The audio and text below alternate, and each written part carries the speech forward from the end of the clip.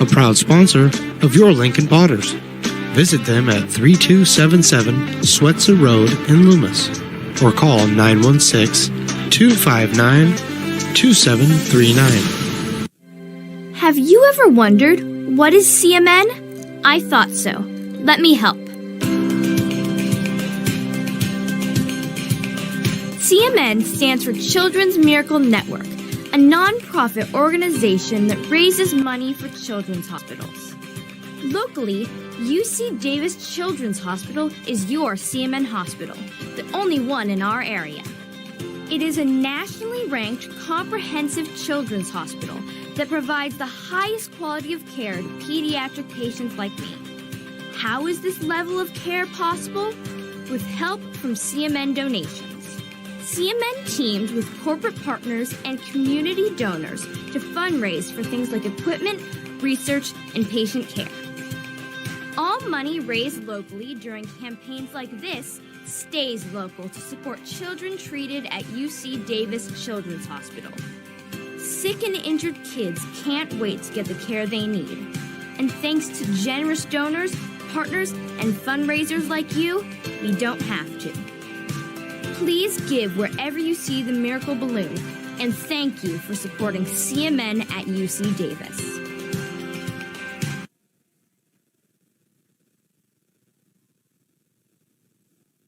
Lincoln Potters Baseball.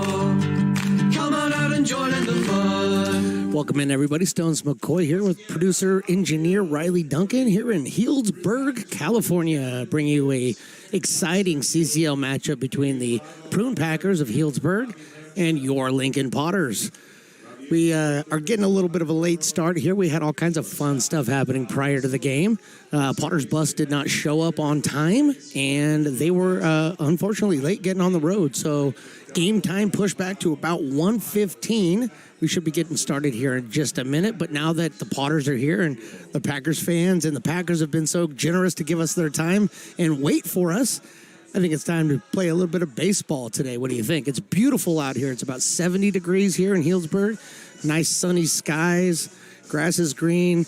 Smell the hot dogs and the taco truck outside. So you can't ask for a better day than right now to play some baseball. And we are going to start it off by the Potters taking on Miles Patton. Miles Patton for the Healdsburg Prune Packers out of Long Beach, California. Also attending Long Beach State. 6'3", 220, sophomore. He's taking the mound for the Prune Packers, and he will face the top of the Potters lineup that has been pretty much the same two, if not three guys. And we're starting with Zach Chamizo, Cade Sanchez, and Ben Higdon. 1, 2, and 3 for the Potters. And so now that everybody's here, everybody's gotten all the sleep out of their eyes. The first pitch taken in there for a strike to Zach Chamizo. So Miles Patton, the left-hander. Prune Packers wearing their prune-colored tops, white bottoms today. Next pitch is taken on the outside part of the plate for a ball, 1-1. Zach Chamizo standing in there, left-handed batter. They are wearing their baby blues today. Here comes the 1-1. This one's hit right up the middle over to Russell at shortstop. He fumbles around and is unable to get the throw over in time. And that will be an error on the shortstop, an E6, allowing Zach Chamizo to going to bring up Cade Sanchez. Cade Sanchez wearing the number 3 for the Potters today. Right-handed batter. Coming in to take his hacks against Miles Patton. The lefty delivers, and this one's fouled off to the right. And a quick 0-1 hole is Cade Sanchez. Sanchez right now is top 3 in batting for the Potters, hitting a nice, cool 387 coming into tonight. Or today, I should say. That ball is fouled off out of play. Should be an 0-2 count. Sanchez having a little bit of hard time catching up with that fastball that Patton's throwing right now. But the lefty is out there, and he's on the mound waiting to get his sign. Check on Zach Chamizo at first, and here's the pitch. That's a swing and strike 3. First strikeout and first out of the game. Recorded by Miles Patton. And that's going to bring up Ben Higdon. Ben Higdon, a left-handed batter for the Potters.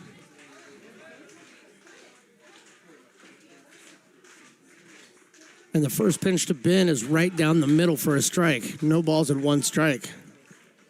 So Miles Patton is feeling really comfortable. Already found his groove, tossing some BBs right down the middle. Potters are unable to catch up at this point. Here comes the 0-1, just outside for a ball, 1-1. On deck is Chase Jans. Kansas product just got here a couple of days ago. Welcome in, Chase. Right now we got Ben Higdon up there. And a soft toss over to check on Zach Chamizo, who is still over at first base.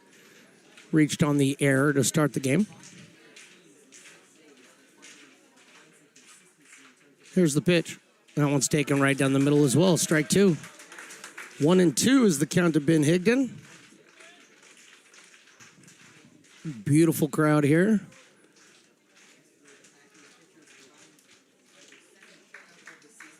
And they're here to see their Prune Packers. Next pitch taken high and outside for a ball. 2-2 is the count.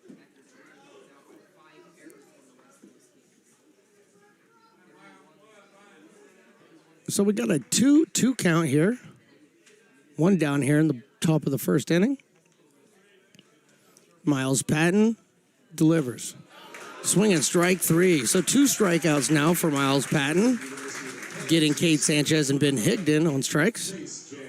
Chase Jans now taking the spot up in there in the right-handed batter's box. Wearing the number 11 for the Potters today. Playing center field. Right now, the Packers have 1 on and 2 out. First pitch inside and low for a ball. Ben Romano on deck, the left fielder for the Potters.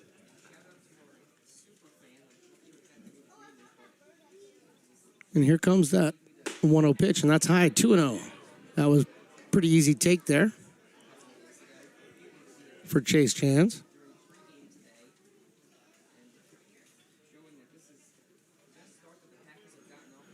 James with the slightly open stance from the right-hand side. Waiting on the 2-0 pitch. That one's taken over the inside part of the plate for a strike, 2-1.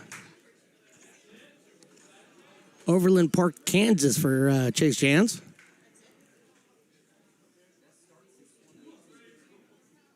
Here comes that. And there's a drive out into left field. That's pretty deep. Well hit. Nickens is back there. He's not going to get it. Neither is Bravo. That's down into the fence. Jans rounds second and will be held there. Zach Chamizo coming on in to score, and the Potters take the early lead in this one, 1-0.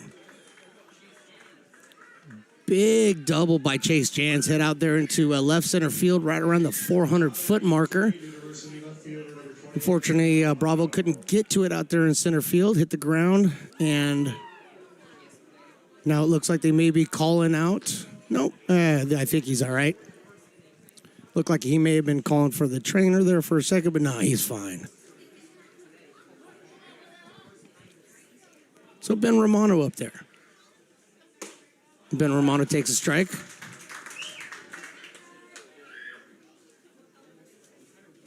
0-1 to Ben Romano. Next pitch is also a strike. In a quick hole, 0-2.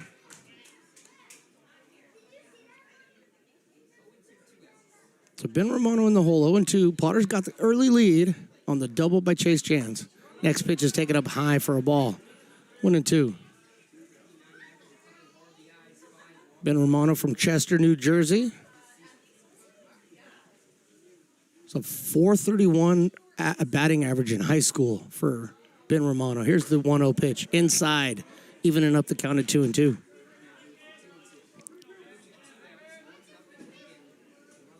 He was on the 2022 Northeast All-Region second team.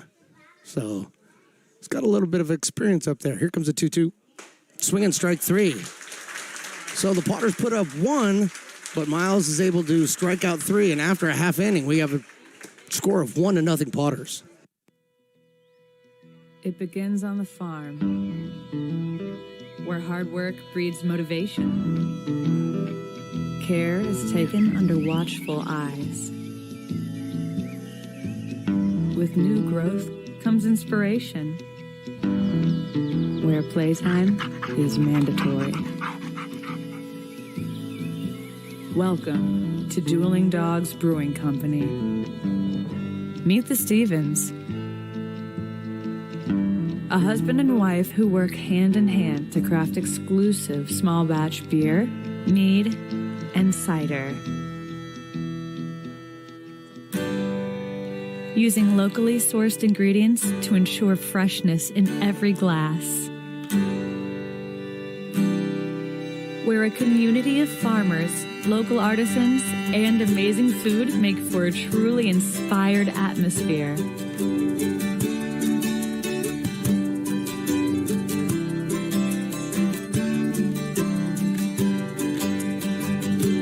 At the end of the day, we know the value of hard work. The families it unites, it's in the pride we take, the stories we tell,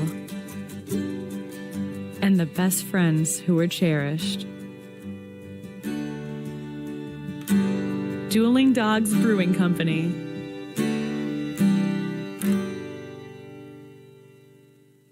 Lincoln Potters Baseball.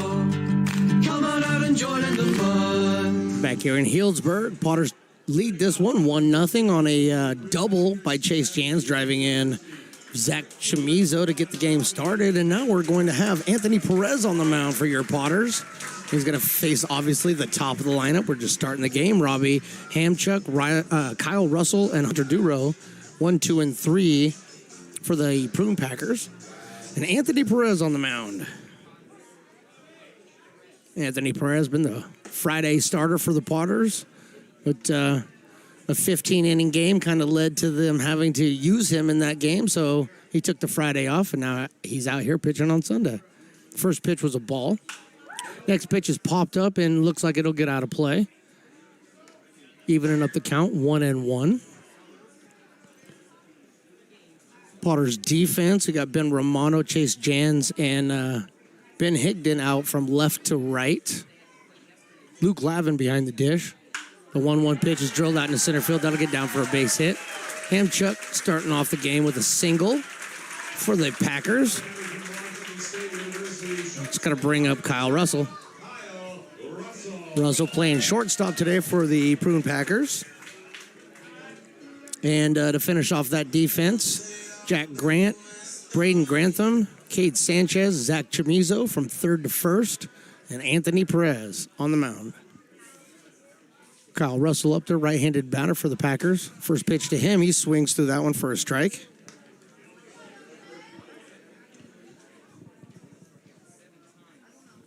Washington State University for Kyle Russell, the right-hander, wearing number 10. Here's the 0-1 pitch. That one's down in the dirt. Nice block back there by Luke Lavin. Keeping that ball in front of him. Nowhere for Hamchuk to go. And that evens the count at 1-1.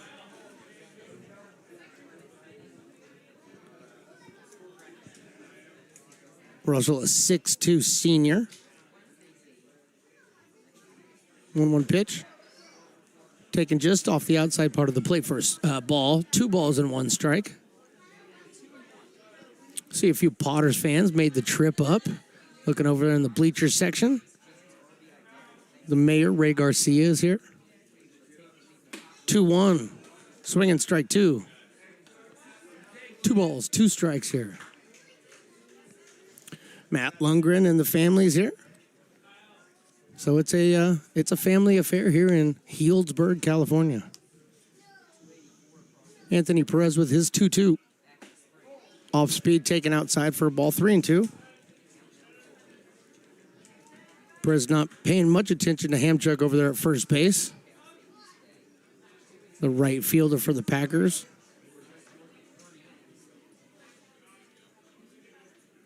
Here we go. Here's another ball hit out into center field. Chase Jans broke back at first and then broke forward, unable to get it. Falls in for a single. So there's back-to-back singles to start the first inning here for the Prune Packers. And that's going to bring up Hunter Duro. Okay, Hunter Duro. I call him Duro. Duro is probably better, Vacaville, California. San Jose State senior. Another right-handed bat for the Packers. He's wearing number 16 today.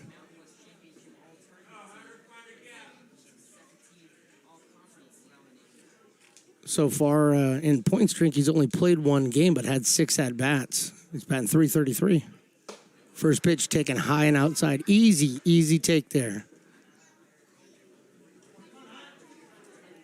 Perez wants to get that ball into the zone, so at least if he's taking it, it's going to be a questionable ball or strike. Falling behind, 1 ball, no strikes. This one's hit over to right or to the left side, but foul. Got the great, talented Joey Gomes coaching third base today. Got here early, was able to chat with him for a few minutes. Nice to talk to him. Haven't seen him since he won the CCO last year. Next pitch taken outside for a ball. It's 3-1. Excuse me, 2-1. We are behind home plate, as you can tell by the camera view, but it's a covered area, and there's some obstructed poles in the way, so might not be able to see everything perfectly, but bear with us. We'll get it to you. Next pitch is drilled up the middle, cut off by Grantham and thrown over to first base for the out. So fielder's choice is going to cut down Russell at second base, but move Hamchuk over to third now with runners on first and third, 1 down here in the inning. The first left-handed bat comes up for the Prune Packers. Christian Almanza. Excuse me. See? Can't see everything I'm telling you. Almanza. First pitch to Almanza is a swing and strike. Anthony Perez pumping in the fastball there.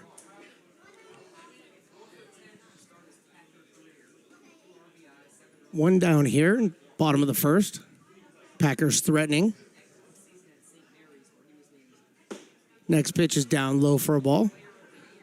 Evening up the count at 1-1. 2 down here in the inning, though. It's going to take a base hit to get a run in here. Next pitch to Almanza, and that is a base hit right up the middle. So Almanza is able to drive in the first run of the game for the Packers.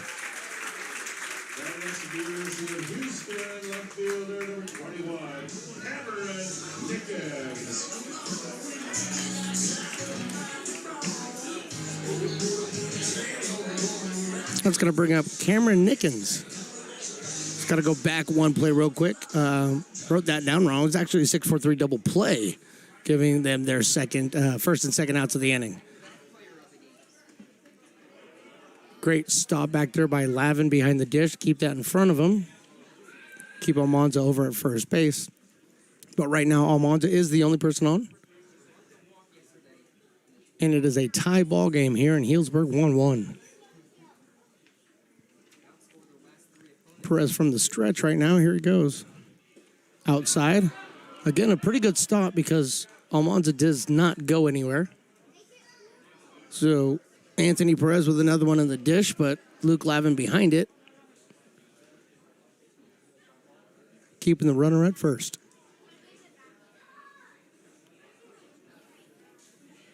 Here comes the 2-0 pitch. Inside for a ball.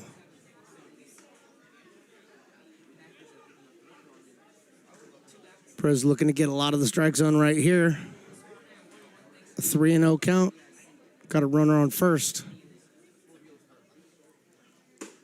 That one is there for a strike. 3-1.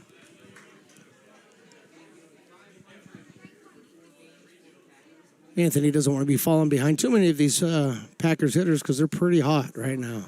3-1 is outside ball 4. So he's able to draw the walk. First walk issued by Perez today. Almanza now moves over to second. Nickens at first.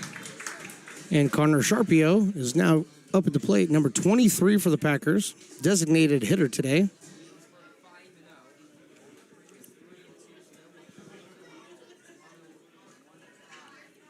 Sharpio's been in 4 games for the Packers. First pitch is inside and high for a ball. Been in 4 games for the Packers so far this season. 3 non-conference games, 1 conference game. He's had 4 hits, been a part of 5 runs, and also driven in. Where did he go? He's also driven in a couple. So Sharpio, the DH for the Prune Packers today. Anthony Perez and Luke Lavin finished their little conversation. And we're ready to return to action.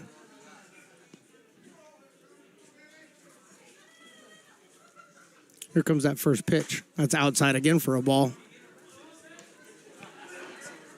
Zach Chamizo not holding the runner on over at first. We'll talk about the dimensions of the field here in just a little bit. But right now, Perez is in a hole 2-0. This one, I believe, was fouled off his foot. Yes, it was. It was fouled off his foot right at the plate. It's never a good feeling for Sharpio. Right off the big toe. Made that big toe just a little bit bigger.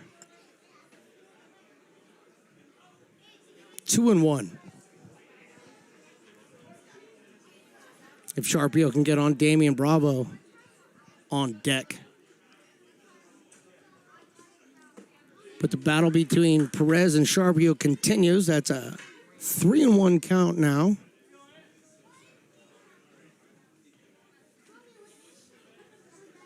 Perez from the stretch, trying to get the Potters out of this inning. This one's drilled right to third base. Great pickup by Jack Grant all the way across the diamond to Chamizo for the out. Beautiful pick by Jack Grant over at third base, and that will bring an end to the first inning, and the Packers have tied it up 1 apiece.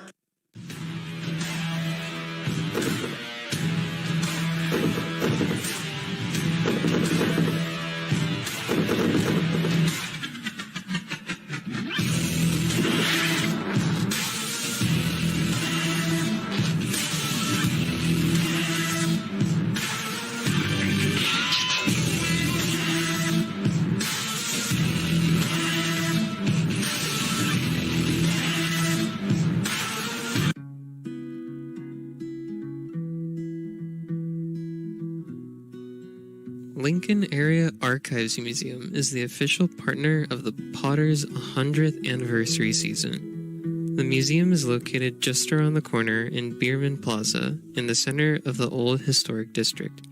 Plan your visit and learn about early Lincoln history. The mouth-watering Big Mac with a savory Filet-O-Fish and a tasty McChicken. My goodness, that looks good. Oh, you're making a McDonald's menu hack. Yes, a land, air, and sea. Oh, it's going to tip over. No, it's good. It's good. Very stable. Order the land, air, and sea by name. Build it by hand. Lincoln Potters Baseball. Come on out and join in the fun. Tyler Garrity, Luke Lavin, Jack Grant. 6, 7, and 8 for the Potters. Due up again, Miles Patton.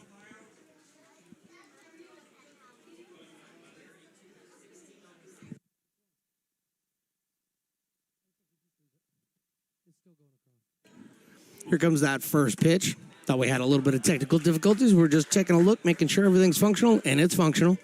First pitch is taken on the inside quarter by Luke Lavin for a strike in the hole, 0-1.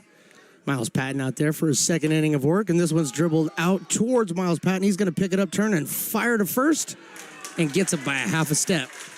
Tyler Garrity thrown out by the pitcher.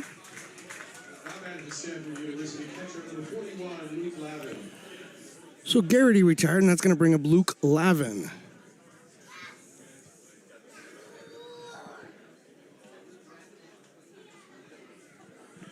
Luke out of Laguna Beach joins us, coming from Stanford. Left-hander's in there, and his first at-bat takes that first pitch right in there for a strike.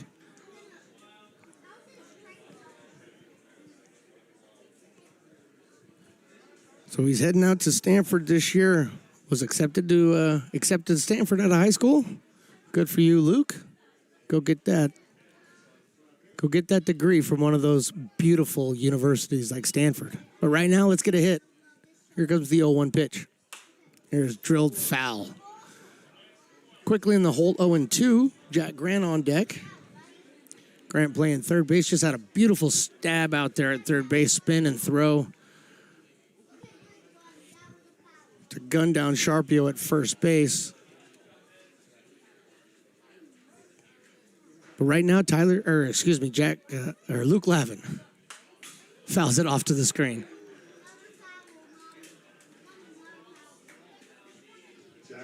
Lefty, slightly open stance for a lefty.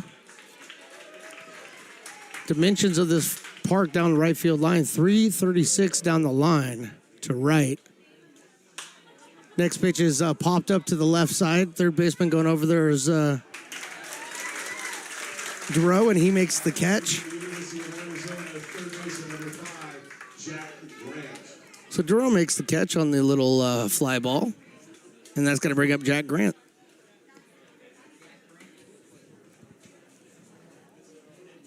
Danville, California. Just came in from the University of Arizona. First pitch to him, taken for a strike in the upper part of the zone.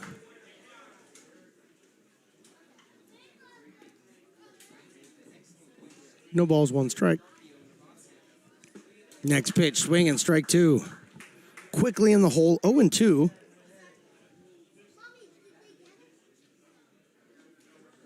Miles Patton with 3 strikeouts so far through an inning and 2/3. Next pitch is in the dirt for a ball. 2-2. No, 1-2. Excuse me.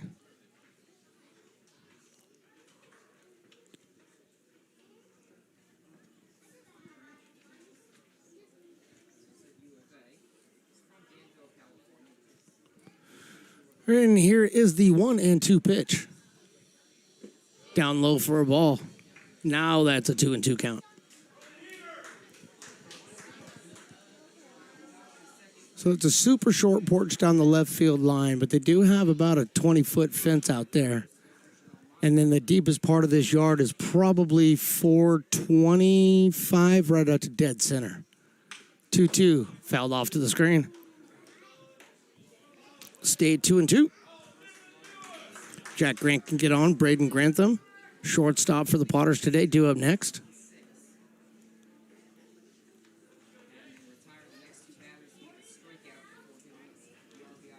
Potters in their powder blues today, looking good. Next pitch, high, 3-2. They play really well in these powder blues. But this is one heated rivalry of CCL competitors.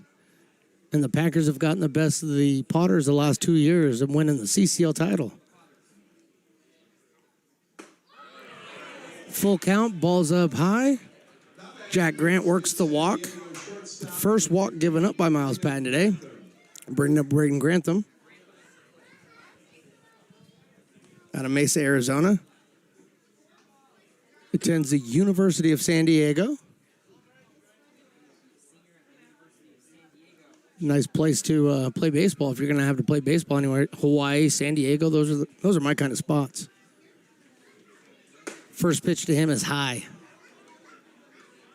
Cesar Tamayo over there at first base, coaching the guys up. The head man for the Potters, JP, over at the third base side. Next pitch is lifted foul off to the right.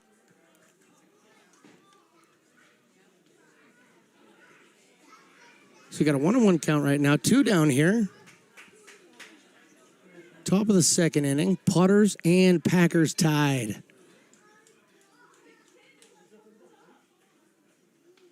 Next pitch is taken right there at the knees for a called strike. 1 ball, 2 strikes.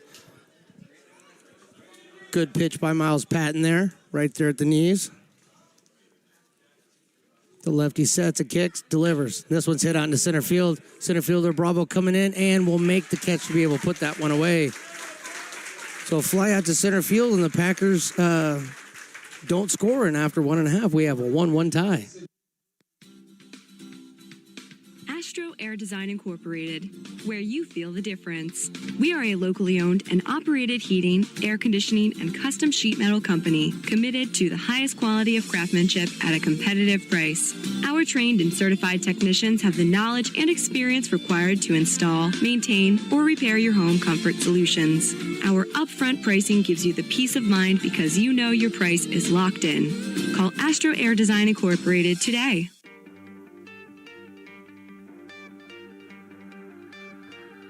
Gooseport Public House. We have sports on 10 big screen TVs, 23 beer taps with classics and crafts, a full bar with creative craft mixed drinks, live music, and most importantly, great fresh food. In downtown Roseville off Vernon Street, only 15 minutes from the ballpark. See ya at Gooseport. It's all you. No, I insist. It's your turn. Nope, I think it's your turn. I appreciate you so much. Thank you so much. Go. I appreciate your appreciation. It fills me. Safe drivers save money with Farmers. Just for driving safely? It's a Farmers policy perk. Get Farmers and you can get a safe driver discount simply for having a clean driving record for 3 years. Come on. After you. Get a whole lot of something with Farmers policy perks. We are farmers. Bum, bum, bum, bum. Lincoln Potters Baseball. Come on out and join us in fun. Welcome back, everybody, to Healdsburg, where the Packers and the Potters are tied 1 apiece. We're going into the bottom of the second inning. And for everybody who had joined us on the video stream, it is just, there's not enough internet here to provide you the video. So please switch on over to the Mixler if you haven't already. And we'll be recording this game. We'll post this game the moment we hit the road and get it up there for your viewing pleasure. But bottom of the second inning, Damian Bravo, Blake McDonald, and Hideki Prather, 7, 8, and 9.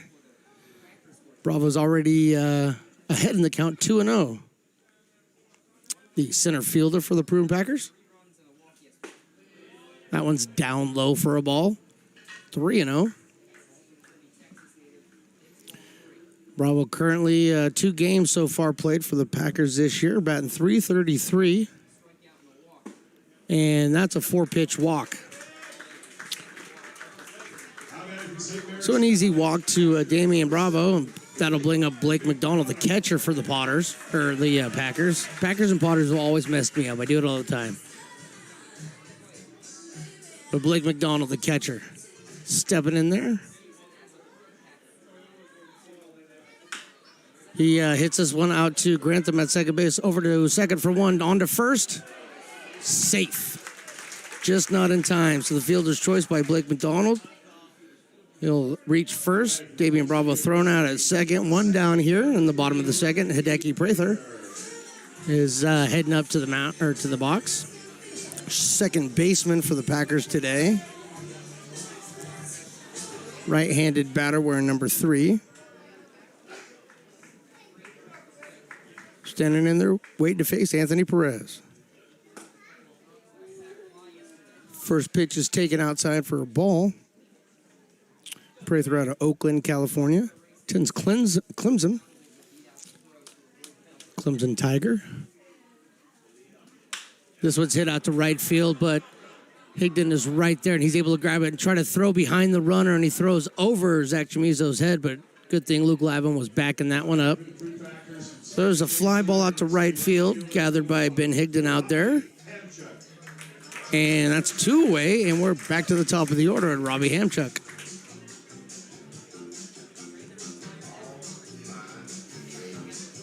So Hamchuk, again, according to the point streak, has only been in 1 game so far this year. I know the Packers have played several, but he had 6 at-bats, and he's batting .333. First pitch taken for a ball. Drove in 4 runs in that game, in that 1 game. Next pitch taken on the top of the zone for a strike to even the count at 1.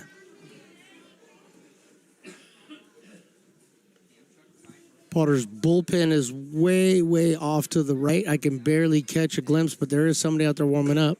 Perez with the off-speed, nasty pitch. 1 ball, 2 strikes. That may be Perez's slider that he likes to throw, but that was nasty. 1-2. This one's lifted into right. Probably going to get out of play. Ben Higdon chasing it over there. There's plenty of room to get it, and Ben is able to grab it, and that is an out.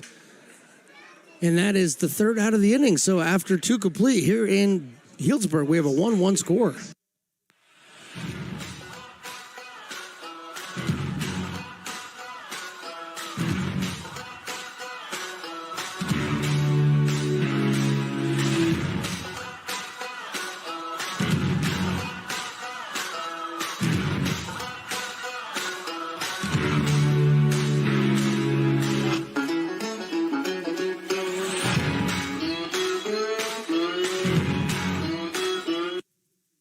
Being in the market for a new home comes with more than just buying a property. It is finding the right house in the right neighborhood in the right community. Since 2005, Lori, with Frey & Associates Real Estate, has lived and worked as a real estate broker in Lincoln. She is passionate about local organizations and volunteers with them as well. She's knowledgeable, she knows, she asks a lot of questions, she gets things done. We still learn a lot from Lori, and she's very helpful, very positive, and has been wonderful, wonderful broker. We at Frey & Associates are your local hometown realtor, and we are here for you.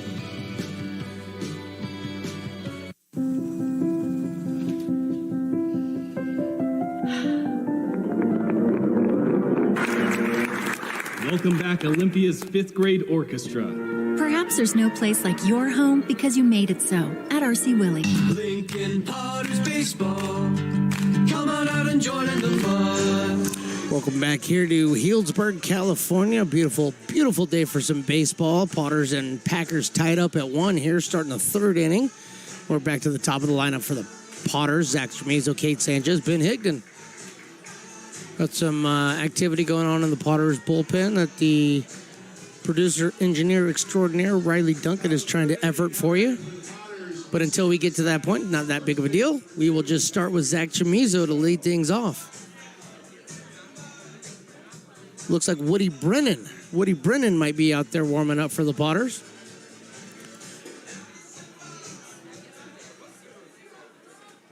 But Woody will looks like he's going to take a rest, and Miles Patton stepping up for his 3rd inning of work. The lefty delivers outside. Nickens, Bravo, Hemchuk in the outfield left to right for the Packers today. We'll set the infield lineup here in just a second. This hit is smashed down to center field by Zach Chamizo. So a single for Zach Chamizo.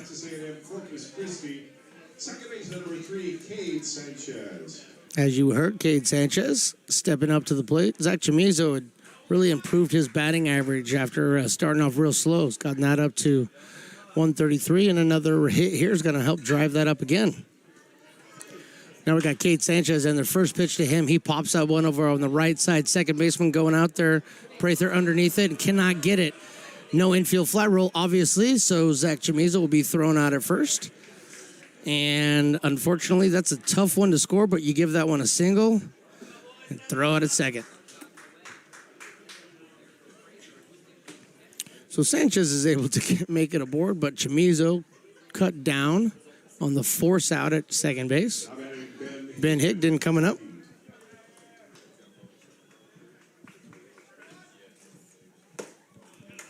First pitch to Ben, a swing and strike. University of Kentucky. Potakaw, I think. Potakaw, Kentucky is where he's from. I can't pronounce that one exactly the way I think it's supposed to be, but he's from somewhere in Kentucky. Next pitch is he takes is outside for a ball, 1-1. Left-handed Ben Higdon, left-handed Miles Patton doing battle right now. Pitch is in the dirt. Good block by McDonald back there. Keeps Cade Sanchez over at first base. Not a big lead by Cade right now. Patton taking his time, setting the pace to this game. Checking the runner at first and delivers. Outside for a ball. So Ben Higdon working the count into his favor, 3-1. Chase Jans on deck. Here's the 3-1 pitch, and that's outside for a ball. Easy take for Ben Higdon. Second walk of the afternoon, given it by Miles Patton. And that's going to bring up Chase Jans, the guy who had the first RBI of the game. Chase Jans out of University of Kansas. Nope, University of Kentucky.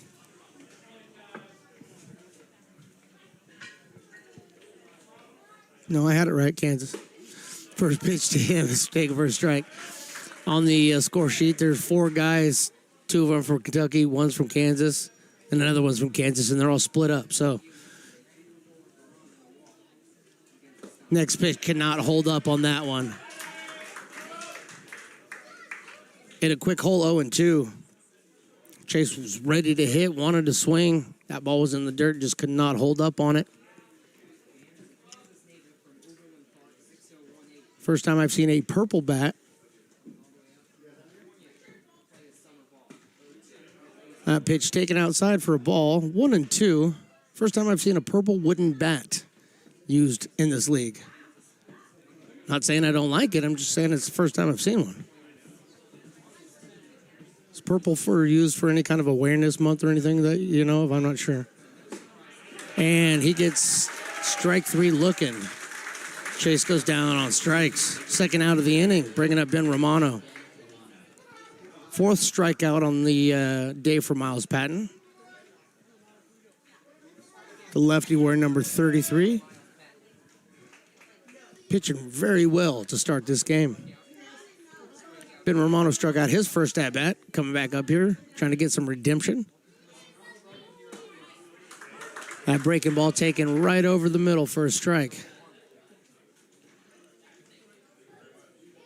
Miles Patton has a lot of control over that breaking ball right now, getting it in there. Fastball outside. 1-1.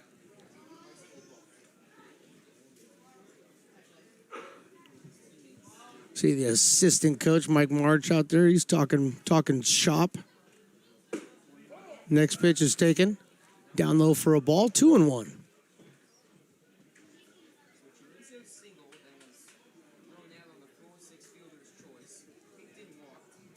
So Ben Higdon over at first, Kate Sanchez at second. Next pitch is high. Held up. 3-1, 3-1 now the count. To Ben Romano, left fielder. Mendham, New Jersey. Tulane product. Looking to get a hit right here. 3-1. Takes the strike. Had a strike to take, so he took it. Higdon still here in the driver's seat, 3-2. Looking for something he can put out there. 2 down here, driving a run. And swinging, strike 3. Romano goes down, swinging. So, after 2.5 here in Healdsburg, we have a 1-1 tie ball game. Old Town Pizza, a proud sponsor of your Potters baseball, will deliver you a slice that you won't soon forget. Come see why they've been voted the best of the best 12 straight years. Visit otpizza.net to get yours today. But don't take it from me. I think Old Town Pizza should be expanded through the state or even through the country because it's so delicious.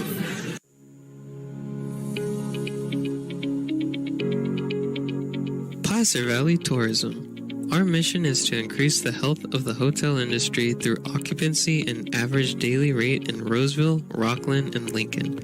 Proud partner of the Potters in the 2023 West Coast World Series Tournament from August 8th to 11th.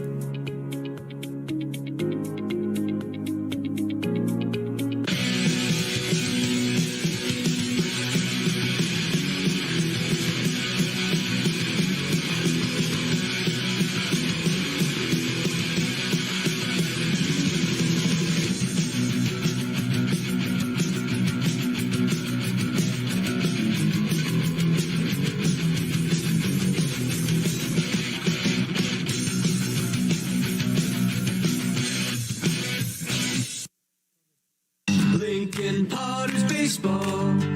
Come on out and join in the fun. Bottom of the third inning here from Healdsburg. Back to the top of the lineup for the... back to the top of the lineup for the Packers. Actually, it's the second batter, Kyle Russell. So Kyle Russell, Hunter Duro, and Christian Almanza, 2, 3, and 4 up for the Packers here. Perez throws that first dart right in there for strike one. Going in the windup, Perez a little bit outside for that one, 1-1. Been a few technical glitches here, but I think we've gotten things worked out. This one is dribbled right out in front of the plate, picked up by Luke Lavin, and he lost his back footing, and that's thrown out over into the bullpen area. One base allowed by Kyle Russell, so that'll be a single and an error.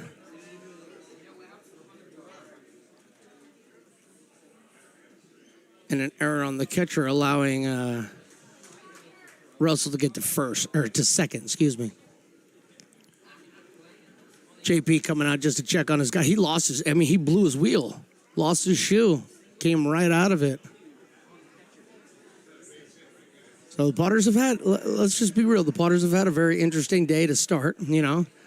When you start, there's no bus. You get to the park, you're waiting for the bus doesn't show up, you don't know what you're doing. It's just been an interesting day to get started, but impressed by the way the Potters have come out and started this game, scoring first and keeping and holding Healdsburg to just the one run there in the bottom of their first. So Luke Lavin's tying his shoe, getting all the everything put back together. He's going to have to put on the shin guard, the whole bit. But just an interesting situation. It's not something you see every day when your catcher comes out from behind the plate to pick up a grounder, turns and burns and fires that throw, loses his shoe in the process. So it was good effort, just unable to make that play. University third base number 16, Hunter Duro. Okay, so even the in-stadium voice announcer mispronounced Duro's name, so I don't feel so bad now. And he's been doing it longer than I have for these guys. So Duro's up here now, third. Played third base for the Packers today. Grounded into the 6-4-3 double play in the first. Takes the first pitch high. So Duro at the plate, Almanza on deck. First baseman for the Packers.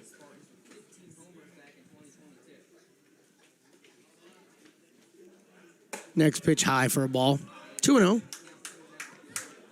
Russell out there at second base.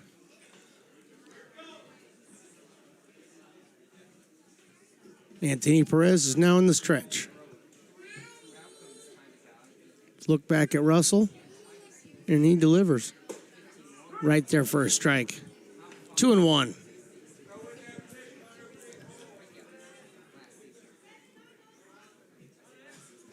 Two balls and one strike to Duro.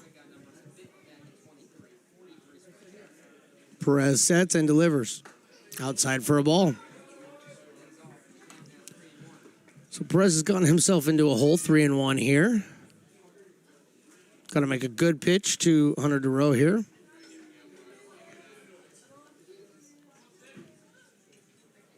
Tie ball game, 1-1 here in the third inning. Here's the pitch. Down low for a ball. The Duro walks. Runners on first and second now here in the bottom of the third inning, bringing up Christian Almanza, first baseman for the Packers today. Almanza singled in the first inning, reached second base. Then the inning came to a close. And Almanza currently in 2 games with Healdsburg is batting a clean .570. First pitch to Almanza is high for a ball. Perez, the right-hander, out there for his third inning of work.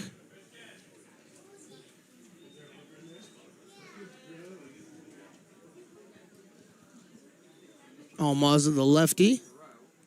Waits for his pitch. This one is hit over to second base. Kate Sanchez up. Over to second for one. Over to first. Not in time. Back throw over to third base. Did they get him? They did not. A beautiful play.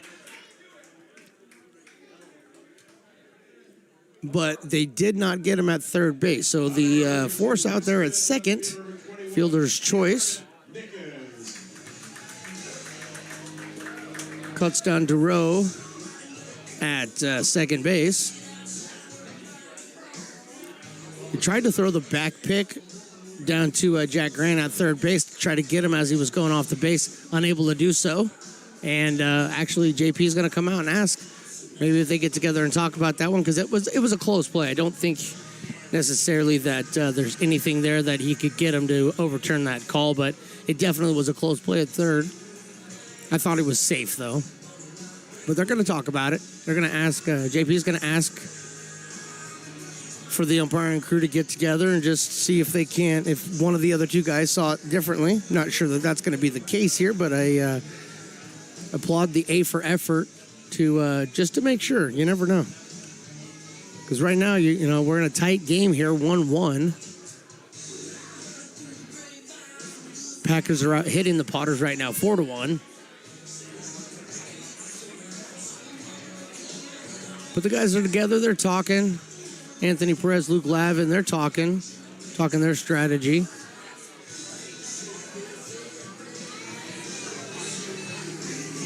And they will return a safe call. So, yes, he did ask. Wasn't going to get that one overturned, but they did talk about it. And A for effort on JP's part, trying to get that. So the challenge is unsuccessful. Fielder's choice by Almaza puts him at first base. Kyle Russell moves over to third base. That's going to bring up Cameron Nickens. Left fielder who walked his first time. 3 games so far this year, about .364. First pitch to Nickens, and that's a swing and strike. Nickens 4 hits on the year so far, 2 RBIs. He's been hit by a pitch 3 times so far. So, you know, that's what he's looking out for right now is the hit by a pitch. Next one's fouled off to the screen. And a quick hole 0-2. Following Nickens would be Connor Sharpio. But with 1 down here in the bottom of the third, runners on first and third. The 2-0 pitch fouled off just over the Potters' dugout. Staying alive.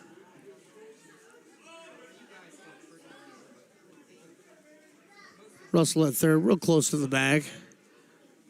Not going to put himself in any jeopardy over there, but Almaza's got a pretty decent lead at first, being held on by Zach Chamizo. Next pitch, this one's hit out in the right field, but it's going to get out of play.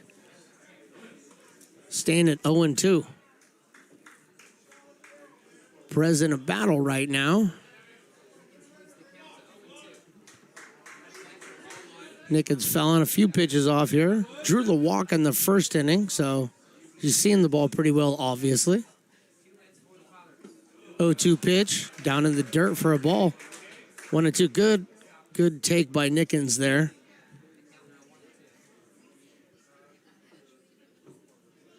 Luke Lavin doing an amazing job behind the dish, keeping everything in front of him right now. Perez, 1-2. There it is, strike 3. Got him looking over the outside part of the plate. So Cameron Nickens goes down on strikes. That's 2 down here in the bottom of the third, and that's going to bring up Connor Sharpio, the designated hitter today.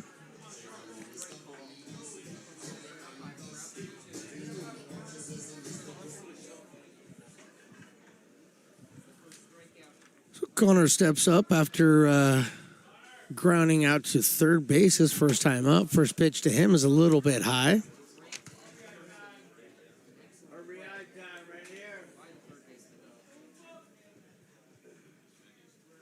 Santa Rosa kid. Junior currently undecided is where he's going to be going next. So next pitch is down in the dirt. So undecided right now. So all you scouts out there be tuning in right now. Pay close attention. This kid's good. You might want him on your squad.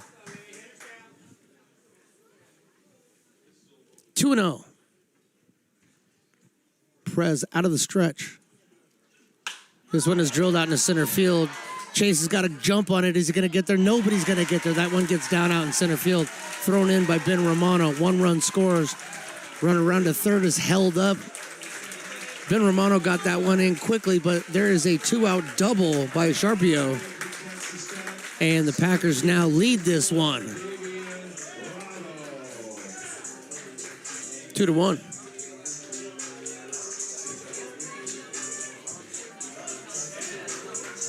So Brock Rackett's the pitching coach, going to go out and have a quick word with Anthony Perez, and I think we'll step away for just about 30 seconds. We'll have more right here on the Stones Radio Networks.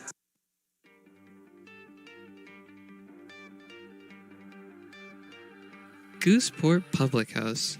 We have sports on 10 big screen TVs, 23 beer taps with classics and crafts, a full bar with creative craft mixed drinks, live music, and most importantly, great fresh food. In downtown Roseville off Vernon Street, only 15 minutes from the ballpark. See ya at Gooseport.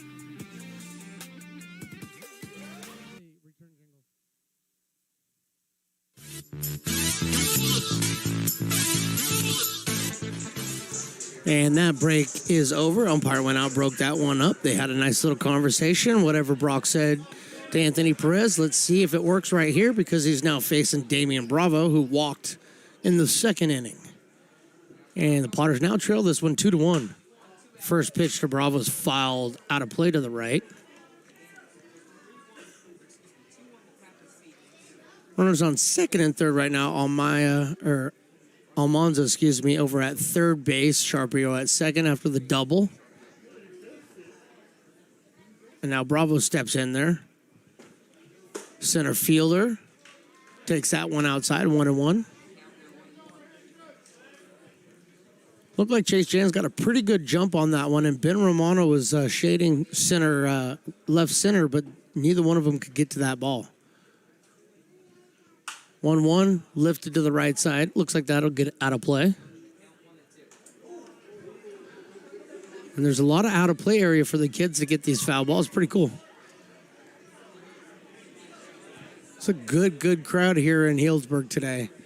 These fans are these are the faithful up here. They're really good people. 1-2 in the dirt. Good block by Lavin behind the dish. Calls timeout.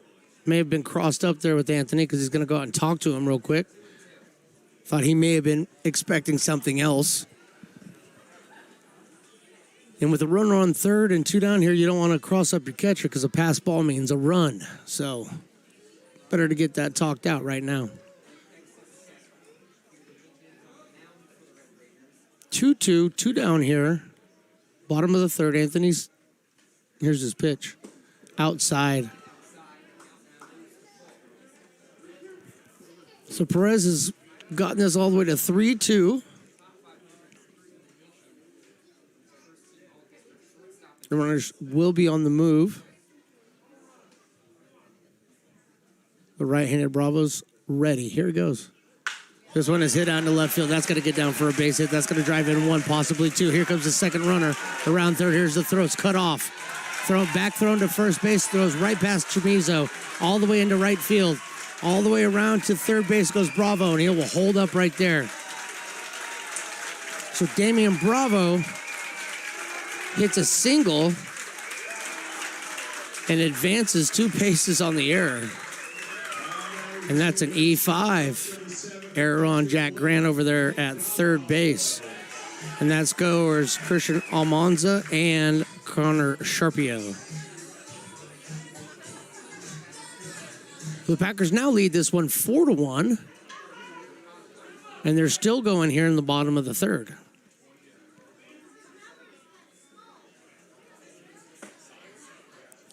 First pitch to Blake McDonald after grounding into the fielder's choice in the second inning is over for a ball.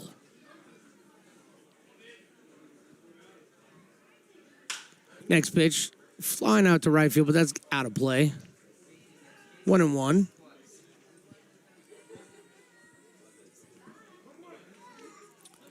4 runs on 6 hits for the Packers so far today. 1 run on 2 hits and 2 errors for the Potters so far.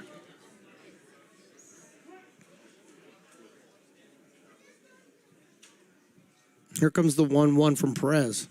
Swing and strike 2. Who's out in front of McDonald here. 1 ball, 2 strikes. A runner on third. Want to minimize the damage here. Get out of the inning just as it is. Here comes the 1-2. Strike 3. Anthony Perez able to get out of it, but not before the Packers score 3. And now, after 3 complete here in Healdsburg, we have a 4-1 ball game. Hi, Bill Evans, President of the Placer County Association of Realtors. We're in the store, our conference facilities, an amazing team help us keep together an amazing organization. And we thank them all. This organization can't do what it does and can't run the way it runs without the help of so many members volunteering their time.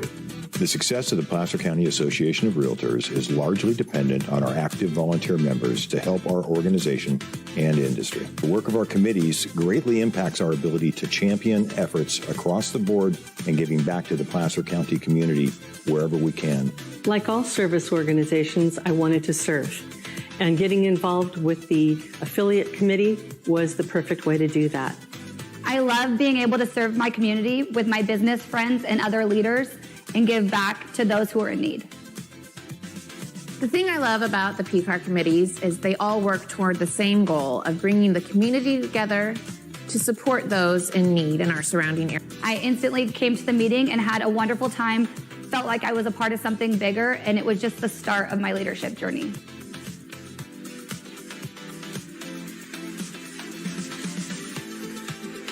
Loomis Basin Brewing Company, a proud sponsor of your Lincoln Potters. Visit them at 3277 Swetzer Road in Loomis or call 916-259-2739. Lincoln Potters Baseball. Come on out and join in the fun. Back for the top of the 4th here in Healdsburg. Potters trail this game 4-1 now after a 3-run inning, bottom of the 3rd, by the Packers. A couple of errors by the Potters in that inning, and that led to those 3 runs, 2 of them earned. But now we are back in the top of the 4th inning. Tyler Garrity, Luke Lavin, Jack Grant starting it off for the Potters. JP out there talking to the home plate umpire. Just trying to build that rapport, make sure that you guys are on the same page. Everybody's friendly, and that way, you can always work out any of the issues.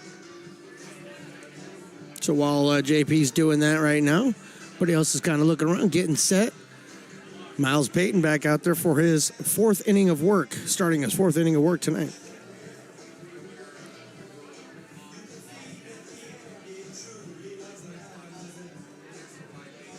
Huge shout out to Tammy Kirchner, who just followed Stones Radio Networks, and we appreciate that. You never miss a beat as long as you follow Stones Radio Networks. First pitch into Tyler Garrity. That's a big swing and strike on the fastball.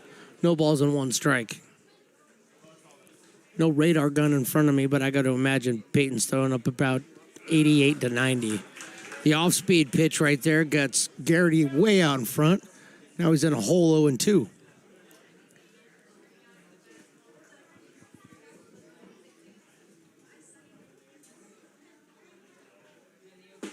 And there's the swing and strike 3. So Tyler Garrity goes down on strikes.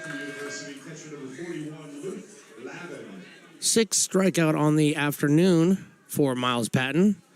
It's going to bring up the catcher, Luke Lavin.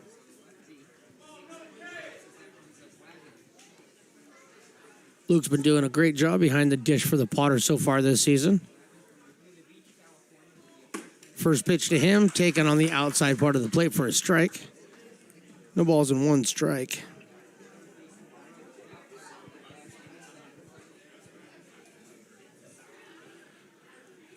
Here's the 0-1 to Luke.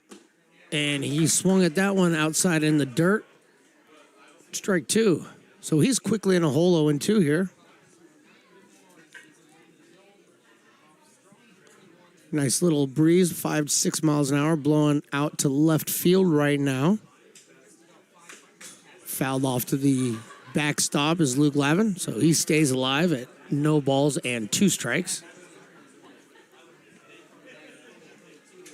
Very unique field. At one point in time, this field was a football stadium. So out in right center, you got the big booth for the football broadcast and the stands right out there. Next pitch is taken high for a ball. Got a few fans sitting out there in those bleachers out there. Then you got some bleachers to the right side of the field. That pitch is taken for a strike. Thought that might be a little bit high, but nonetheless, strikeout of Luke Lavin, bringing up Jack Grant.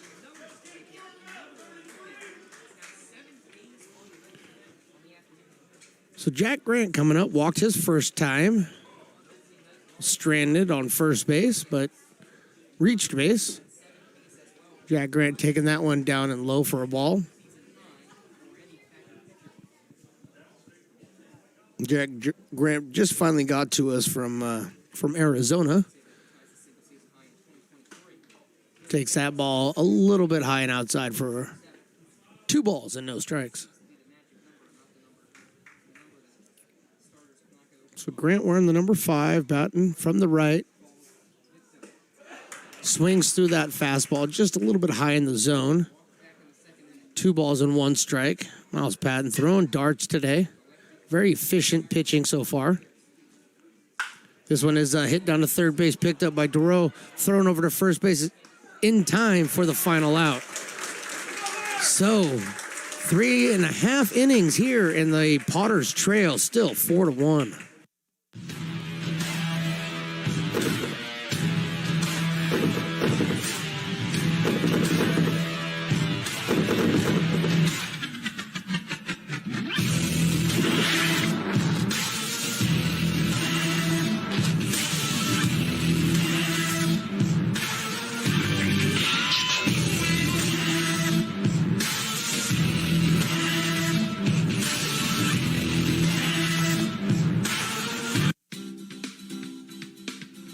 Air Design Incorporated, where you feel the difference. We are a locally owned and operated heating, air conditioning, and custom sheet metal company committed to the highest quality of craftsmanship at a competitive price. Our trained and certified technicians have the knowledge and experience required to install, maintain, or repair your home comfort solutions. Our upfront pricing gives you the peace of mind because you know your price is locked in. Call Astro Air Design Incorporated today.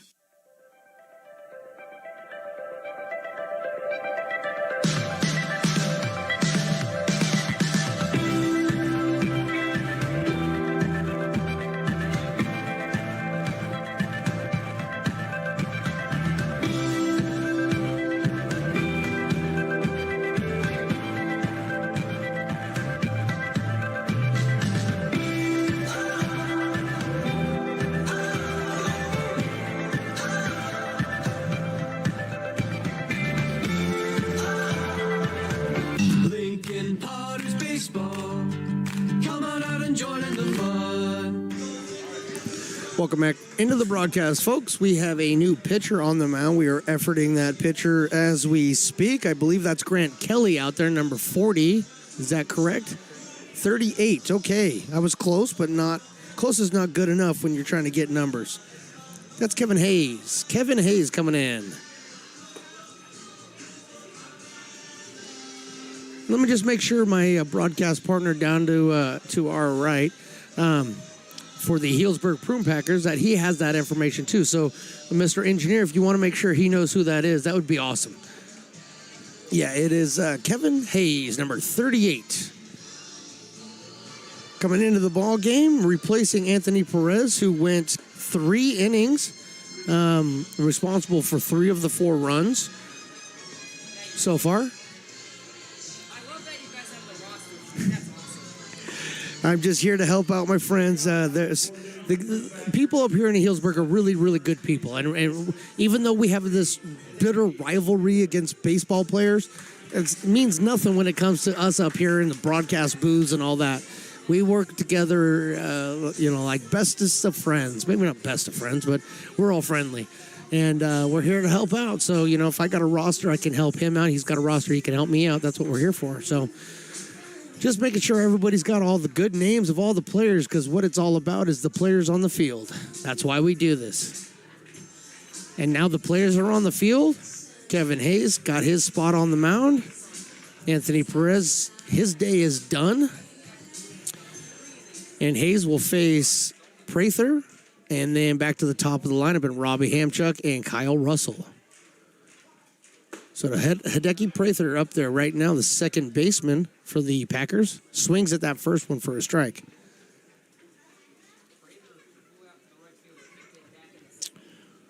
Prather had a fly ball to right, and this one's hit over to Jack Grant. Jack Grant, there's another error.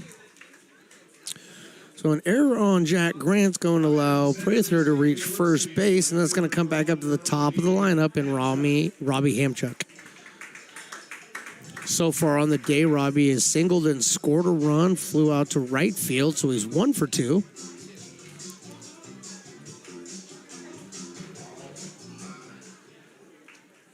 But Kevin Hayes coming in relief of Anthony Perez, a righty for a righty, so no real changes. First pitch to Hamchuk, fouled off to the screen.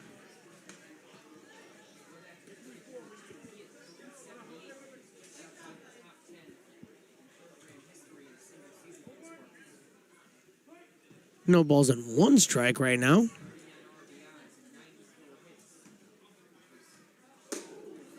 The breaking ball that does not break, up high for a ball, 2-0. No, excuse me, is that 1-1? That is 1-1. So 1-1 on Hamchuk. Right fielder for the Packers, right-handed batter. Hits this one out to right field, but right at Ben Higdon, he's able to grab that. Scampering back to first base is Hideki Prather. So Kyle Russell now, the shortstop for the Prune Packers, heading up to the dish. Singled twice. So he's 2 for 2 on the day.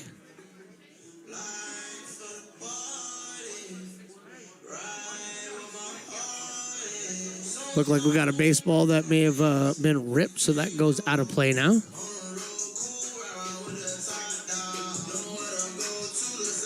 That just means Hamchuk just hit it too hard, ripped the seams right off of it. Here comes Kevin Hayes to Russell, and he flies this one out to right field, but again, right at Ben Higdon. 2 fly balls to right field, 2 outs. So after the error by Jack Grant over at third base, Kevin Hayes settled down, thrown 3 pitches, and gotten 2 outs.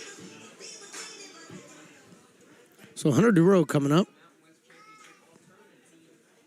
Been noticing that the Packers, all the right-handed hitters, really are trying to put this ball out into the right center field area. First pitch is taken high. Prather over there at first base, being held on by Zach Chamizo. Potter's defense straight up. Next pitch is fouled off to the screen. 1-1.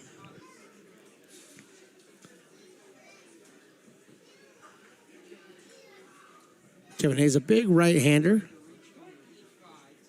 Currently working out of the stretch. Gets his sign and kicks and throws. Breaking ball, just not breaking soon enough on that one. Stays way up in the zone. 2 balls and 1 strike. Want to see Hayes finish that pitch, get that to break through the zone. Fastball is hit out into center field. Chase Jans, Ben Higdon, who's going to have it? Chase Jans has it for the final out of the inning. So 4 innings in the books here in Healdsburg. Packers lead 4-1.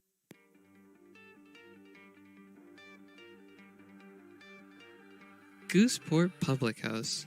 We have sports on 10 big screen TVs, 23 beer taps with classics and crafts, a full bar with creative craft mixed drinks, live music, and most importantly, great fresh food. In downtown Roseville off Vernon Street, only 15 minutes from the ballpark. See ya at Gooseport.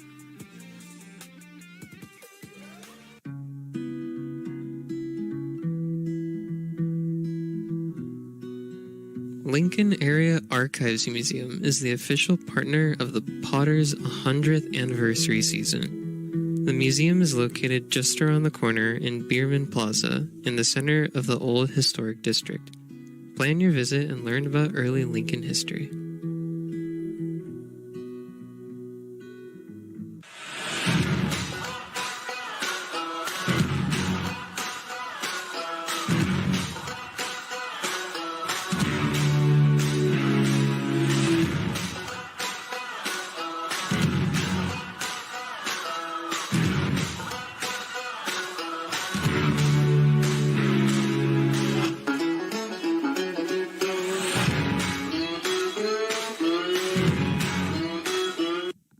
Lincoln Potters baseball. Come on out and join in the fun. Just commiserating with my partner at the broadcast booth for the Prune Packers, and some fans will remember this name, especially if you're Packers fans, but even Potters fans may remember this name. You remember Blake Burke? Blake Burke plays for the Tennessee Vols, and he just hit one of the biggest home runs, and when I say big, I mean as in big, like distance, long, high, 479-foot bomb in the regional or super regionals right now. So congratulations, Packers fans. He was your guy. You know, good on you, good on him. Glad he's not playing in this game because I couldn't deal with a 479-foot home run right now.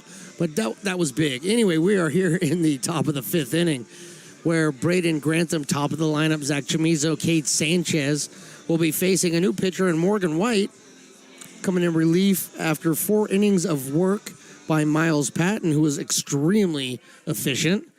But Morgan White now comes in to take over. First pitch is a hit out in the center field. That's going to get down for a base hit by Braden Grantham. And that starts off the inning in a very positive note for the Potters, because that's going to bring up the top of the lineup in Zach Chamizo.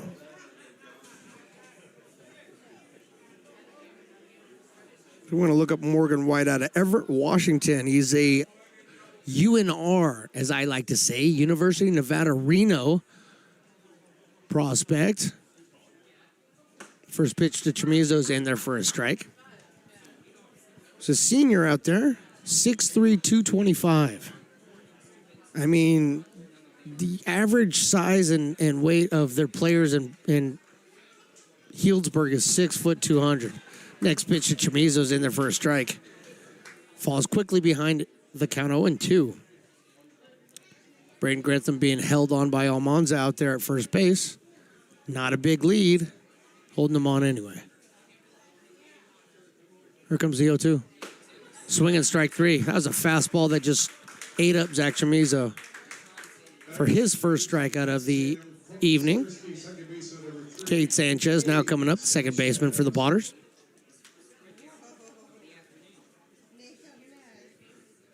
So Miles Payton finished with 7 strikeouts and only 2 walks in his 4 innings of work.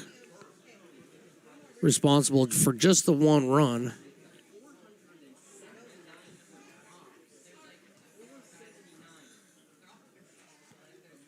First pitch is fouled off just over the Potters dugout.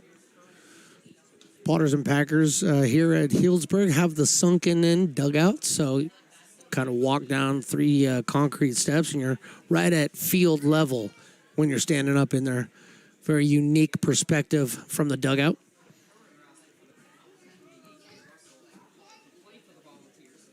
Kate Sanchez in the hole 0-1. Now it evens it up at 1 apiece. Wow, that was weird. Ben Higdon is on deck. Right fielder. But right now it's Morgan White. And this one's lifted up just behind home plate. McDonald's got the mask on, doesn't flip it, makes the catch.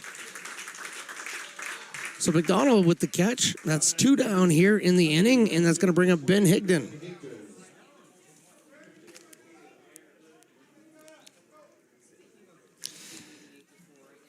Got the amazing Lundgren family here, and the kids, they make me smile every time I see them. I can't help it. Ben Higdon's first swing, and that's popped out of play to the left. over by the Packers bullpen. Interestingly enough, the bullpens are so far offset on both sides of the field, you could barely see them when you're sitting up here. But Ben Higdon in the hole, 0-1. That one's taken up high for a ball, 1-1.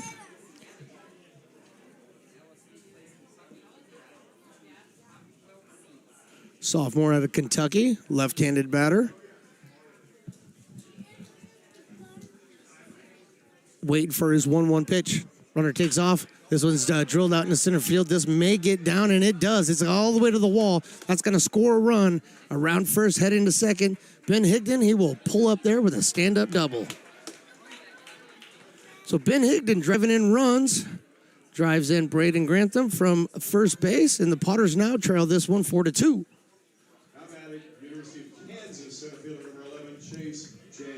So another University of Kansas product, Chase Jans, steps up. Jans had the big double in the first inning to score the Potters' first run. Morgan White didn't like that ball, said there was no more strikes in it, so he tosses it aside, gets himself a new one.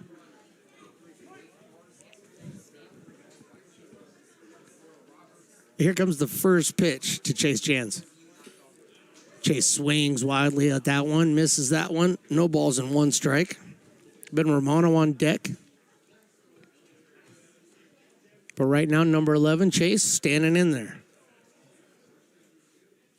Chase has only been back with the team for a couple of days. Watches that one go low, 1-1. Several of the guys coming out of Kansas, just recently joined the team because they were still playing. Next pitch is swung through, strike two, 1 ball, 2 strikes to Chase Jans.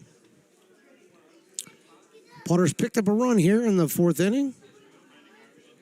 the 5th inning. Now trail this one 4-2. Runner out there on second with 2 down, though, still threatening. This one's fouled off behind us. Staying alive. 1-2. Yeah, it's funny. We show up to Healdsburg, and then, of course, the guy Blake Burke hits this huge home run for Tennessee, and it shows up on my screen. Just ironic, if you will. Alanis Morissette. 1-2. I'm assuming that's a foul tip. It sounded like that just went straight through and hit the umpire right in the chest. But I think that was a foul tip. Stays alive. 1 ball, 2 strikes to Chase Jans. Ben Romano itching. Wants to take an at bat this inning. That's going to require Chase to get on base. High and inside. Backs him off the plate. 2-2. Chase wasn't a big fan of that one. High and tight. Walked up. Took a little walk. Collect his thoughts. Get back in there. Gets his signs from JP. Here's the 2-2 pitch. This one is hit out into the hole. This will possibly score a run. Rounding second, heading for third, or heading home has been Higdon. The throw, and it's late, and he will be safe. Heading over to second base is Chase Jans. Single and an RBI. Takes the base on the error.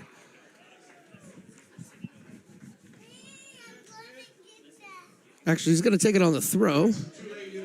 So there's a RBI for Chase Jans. That's his second RBI tonight. And now the Potters trail 4-3.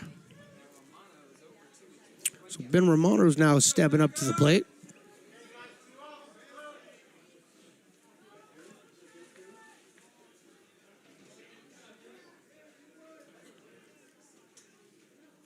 First pitch to Ben. Fastball swinging through, strike 1. Coming into today, Ben Romano hitting a very, very cool 143, but the bat has been getting hot as of late. So let's see if he can make it happen right here. Fouled off to the right. In the hole quickly, 0-2.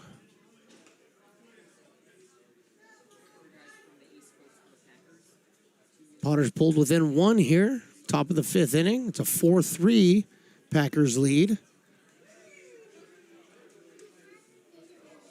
The 0-2 pitch is fouled off at the dish. staying alive. It's Ben Romano, Tyler Garrity, the designated hitter on deck.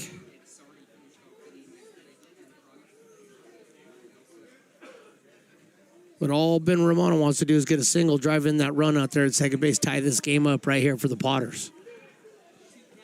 Morgan White set, delivers. Now it's down low for a ball. 1-2. So far, I don't feel like we're at home because the scoreboard is pretty accurate out there.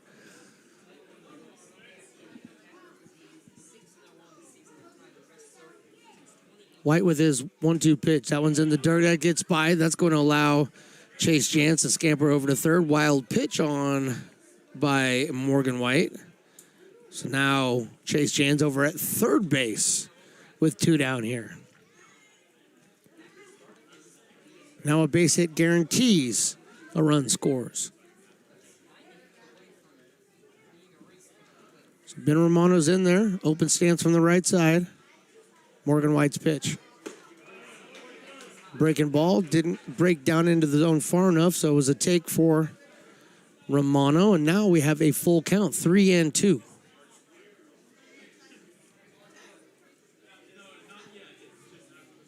Here's that 3-2 pitch. Swinging strike 3. Morgan White's able to strike him out and get out of the inning, but not before the Potters score 2 and close this gap. It is a 4-3 Packers lead. It's all you. No, I insist. It's your turn. Nope, I think it's your turn. I appreciate you so much. Thank you so much. Go. I appreciate your appreciation. It fills me. Safe drivers save money with Farmers. Just for driving safely? It's a Farmers policy perk.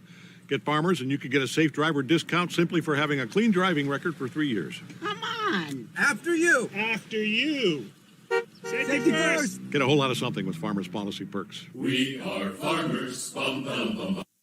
Loomis Basin Brewing Company, a proud sponsor of your Lincoln Potters.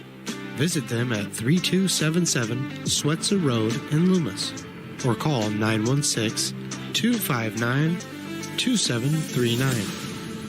Being in the market for a new home comes with more than just buying a property. It is finding the right house in the right neighborhood in the right community. Since 2005, Lori, with Frey & Associates Real Estate, has lived and worked as a real estate broker in Lincoln. She is passionate about local organizations and volunteers with them as well. She's knowledgeable. She knows, she asks a lot of questions. She gets things done. We still learn a lot from Lori, and she's very helpful, very positive, and has been wonderful, wonderful broker. We at Frey & Associates are your local hometown realtor, and we are here for you.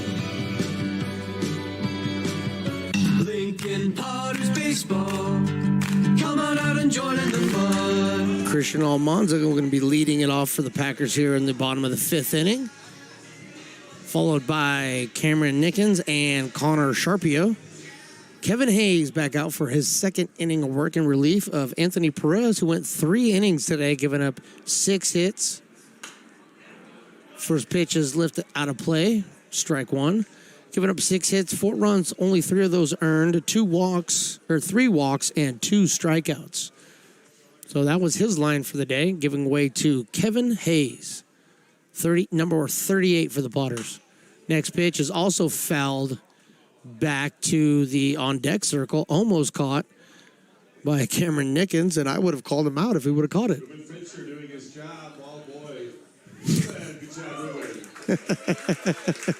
And now they're giving him a little bit of love. I say if he catches it, that's an out. That's banana baseball rules. And 3 pitches. See ya. Christian Almanza goes down on strikes. Kevin Hayes gets his first strikeout of the game. It's going to bring up Cameron Nickens. Left fielder for the Packers tonight. See if I can get where Nickens is from.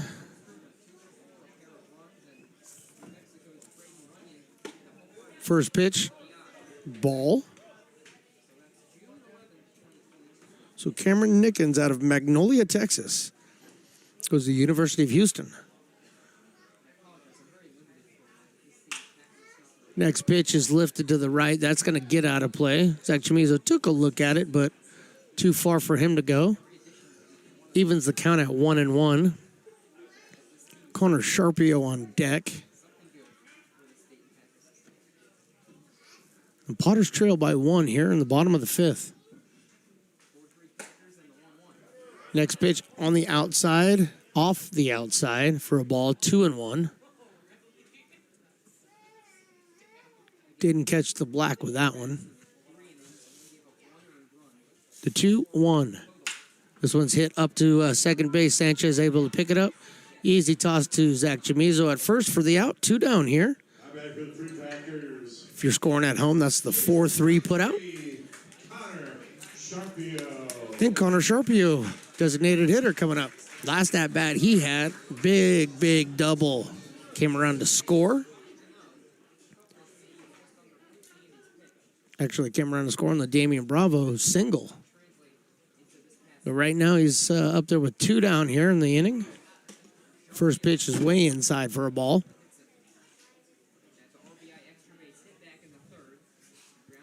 Chase Jans, Ben Romano, that's your center fielder and your left fielder. A little bit more pinched into that center field gap this time. And this one's hit right up the middle, right to Chase Jans out in center field for a single. Nice, clean single for Connor Sharpio. And that'll keep the inning going for Damian Bravo. Damian Bravo, a right-handed batter, center fielder for the Packers.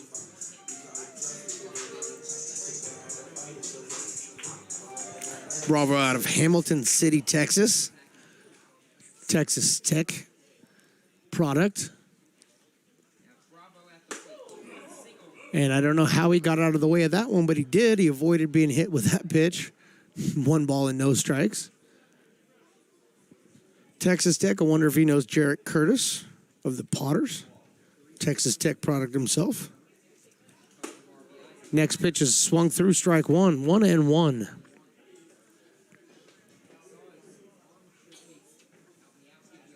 .6'1", 195, right-handed sophomore. Kevin Hayes delivers a little bit high. 2 balls and 1 strike. Hayes in his second inning of work in relief of Anthony Perez. This pitch is hit over to third base, picked up by Jack Grant, fired across the diamond to Zach Chamizo in time for the out, and that will end the inning. So we are through 5 complete here in Healdsburg, and we have a 4-3 ball game. The mouth-watering Big Mac with a savory Filet-O-Fish and a tasty McChicken. My goodness, that looks good. Oh, you're making a McDonald's menu hack. Yes, a land, air, and sea. Oh, it's going to tip over. No, it's good. It's good. Very stable. Order the land, air, and sea by name. Build it by hand.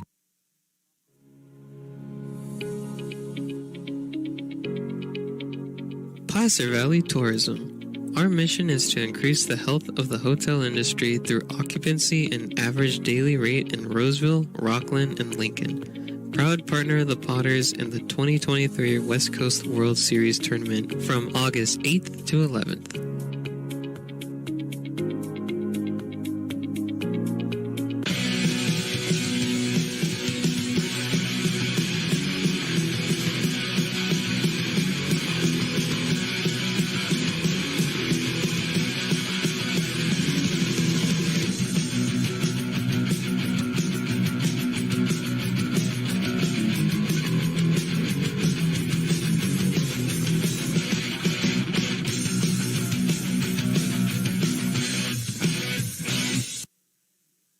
Lincoln Potters Baseball. Come on out and join in the fun. Welcome back to the broadcast, everybody. Stones McCoy here with my producer, engineer, Riley Duncan over there pushing all the buttons, making it look pretty for you. And again, if you're joining us, we are on a Mixlr broadcast only. Internet is very shoddy here, and we've had nothing but connection issues like we did in Sonoma. So we are doing a Mixlr only broadcast, and then we will bring you the pictures after this game. We will post them on our YouTube page. Top of the 6th here. Morgan White on for another inning of work. First pitch to Tyler Garrity is, I think what you'd say, just a bit outside to the backstop for a ball. It's almost like one of those warm-up pitches when you're out there just coming into a game and all your buddies say, you know what, you should just fire one high to the backstop. Just freak everybody out. It's kind of what that was. 1 ball and no strikes. That hit Garrity, got his sleeve. It got his sleeve, so hit by pitch. Hit by pitch for Tyler Garrity. He's going to go down to first base. Not the intention. Not what Morgan White was looking for there, unfortunately. However, it did get him.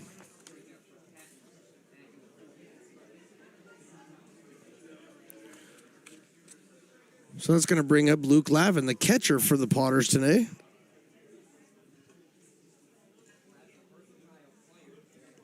Laguna Beach, California. So he's used to this kind of weather. It's definitely something that he's used to playing in. 1 ball and no strikes. Tyler Garrity down at first base being held on by Almanza. Next pitch is in the first strike to even the count at 1. Morgan White in for his second inning of work, coming in relief of Miles Patton. And we'll tell you about Miles Patton's line here in just a second after this 1-1 pitch. This 1-1 pitch is driven up into the air, the left side. DeRoe is camped underneath it, and he's able to put it away for the first out of the inning. So Jack Grant's going to come up, but I'll tell you, Miles Patton, very, very efficient today. 4 innings of work, 3 hits, 1 run, 1 earned, only 2 walks and 7 strikeouts in his 4 innings of work. Pretty efficient, if you ask me. Jack Grant coming up, third baseman for the Potters. He's walked and grounded out, so he's looking for his first hit. Another pitch on the inside for Morgan White. Taken for a ball. It's 3 or 4 that have been high and tight since he's come back in for his second inning of work.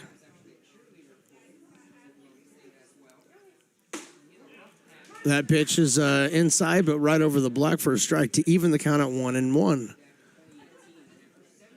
Potter scored 1 in the first and then 2 in the 5th. Packers scored 1 in the first, 3 in the 3rd.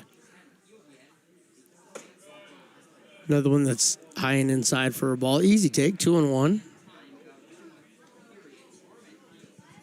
Potters have made 3 errors so far on the day, and that's really what's hurting them at this point. Those 3 errors allowed for a couple of runs to score.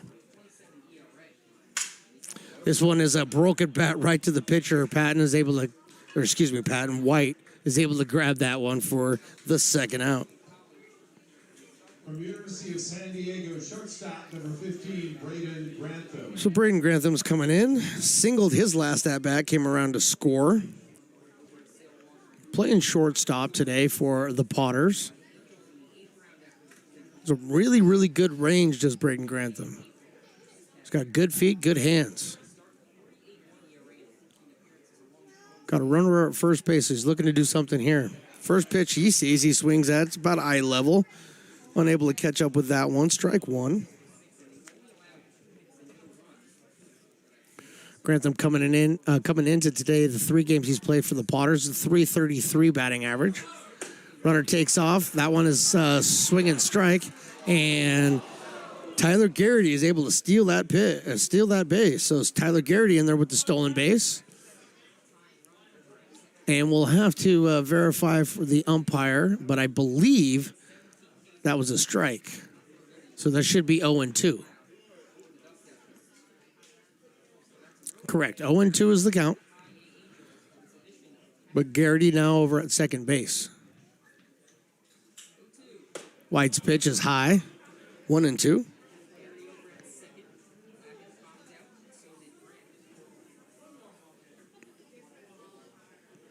.511, 165, Braden Grantham. Right-hander stands in there, is waiting for White. Here it is. That one's down low on the inside as well, so evening up the count now at 2 balls and 2 strikes. McDonald's going to go out and talk with White. Mostly because White did not like that call and kind of dropped his head and turned around. So I believe McDonald did the right thing to go out there and, keep him positive, tell him, hey, it was a great pitch. You just didn't get the call. You just got to try to do it again. Here comes the 2-2. And that was strike 3 looking. Braden Grantham didn't swing. Strike out. And so before the Potters can do anything, they go 5.5 and still trail this game 4-3.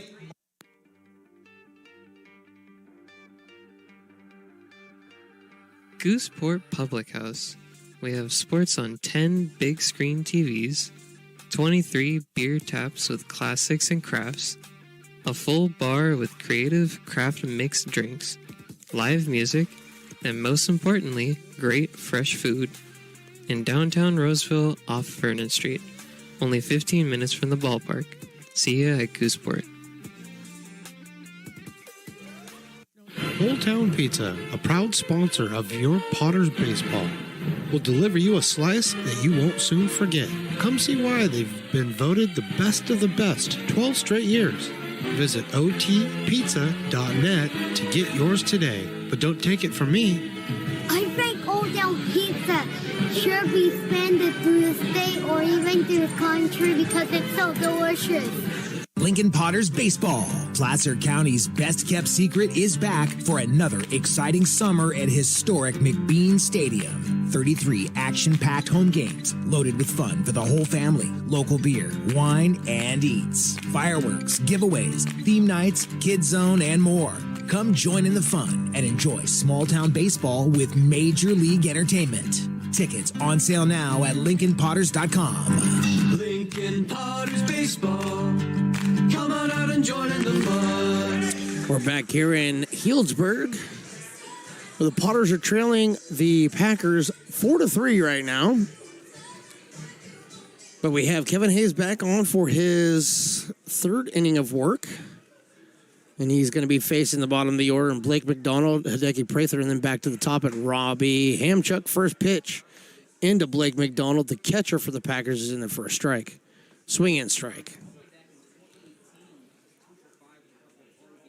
Kevin Hayes tosses in a breaking ball, taken right over the middle of the plate for a strike. 0-2 quickly on Blake McDonald.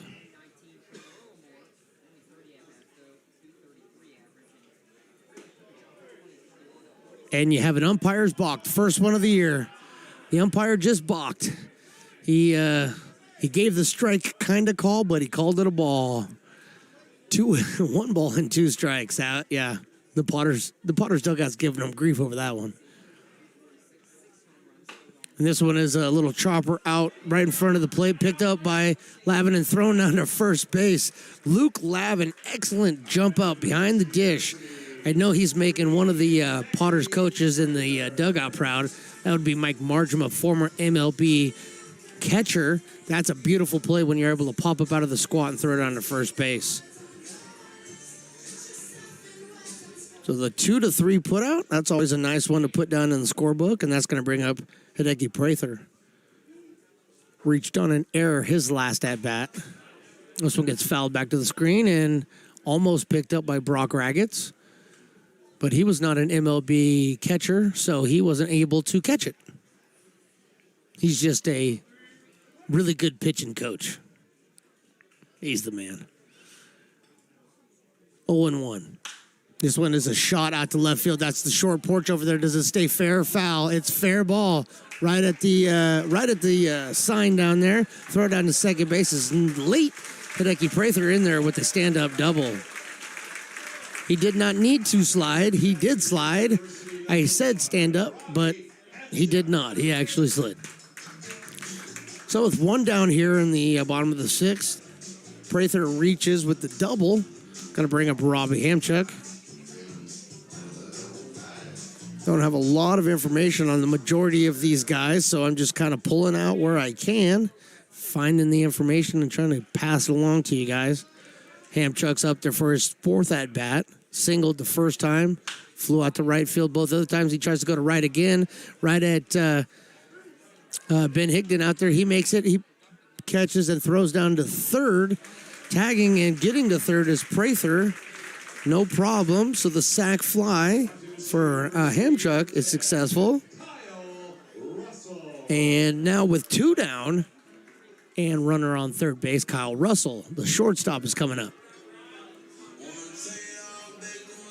So that's the third time Robbie Hamchuk has gone to right field. It seems definitely like something the Packers work on. See a lot of their guys trying to utilize right field in this odd-shaped diamond. Hayes delivers his first pitch to Russell. Is taken outside and low for a ball.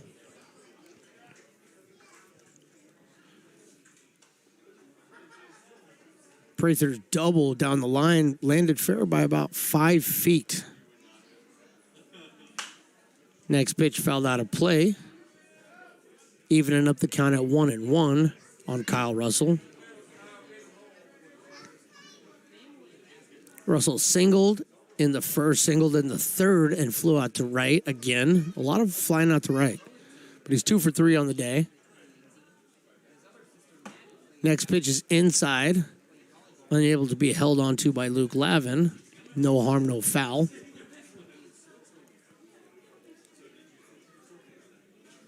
Kevin Hayes gets the ball.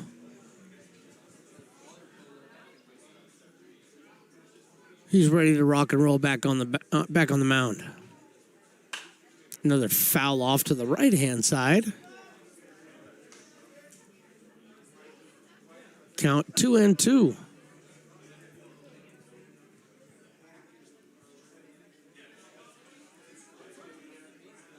So we got a 2-2 count here, 2 down, bottom of the 6th inning. Potters are still trailing by a run. And Luke Lavin couldn't hold on to that one. That would have been strike 3 and gotten out of the inning. But it was just barely foul tipped by Kyle Russell. So he's able to stay alive up there. Kevin Hayes looking to get out of this inning without any runners across the board after giving up the double. And here comes that 2-2 pitch. And this one's hit out to shortstop, actually third base. Great, picks it up, fires across to Chamizo for the final out of the inning. 5-3 put out if you're scoring at home. And now we are through 6 complete here in Healdsburg, and we have a 4-3 ball game. It begins on the farm, where hard work breeds motivation. Care is taken under watchful eyes. With new growth comes inspiration, where playtime is mandatory. Welcome to Dueling Dogs Brewing Company. Meet the Stevens, a husband and wife who work hand in hand to craft exclusive small batch beer, mead, and cider. Using locally sourced ingredients to ensure freshness in every glass. Where a community of farmers, local artisans, and amazing food make for a truly inspired atmosphere.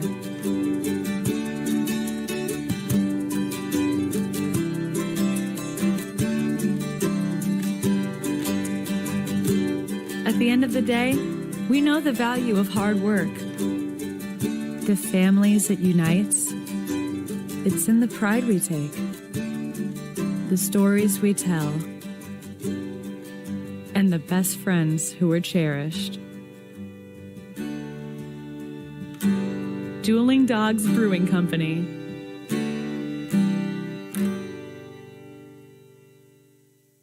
Lincoln Potters Baseball. Come on out and join in the fun. Welcome back in here to Healdsburg, California, the home of the Healdsburg Prune Packers. And right now your Potters are trailing the Prune Packers by a score of 4-3. And there will be a new pitcher on the mound for the Prune Packers. We have Vaughn Martyr. And Vaughn is out of San Rafael, California, San Diego University. Martyrer, E-R-E-R. And he's going to be coming in relief of Morgan White, who went 2 innings. And we'll give you Morgan White's line here in just a minute. But right now, Vaughn Marderer is coming in. Right-handed senior out of San Diego. 6 foot 185, and he'll be facing the top of the lineup in Zach Chamizo, Cade Sanchez, and Ben Higdon. First pitch outside for a ball. So Morgan White went and pitched 2 innings, and we will get you his line here in just a minute. This one's fouled off right. Oh, I mean, if that screen wasn't there, I would have caught it.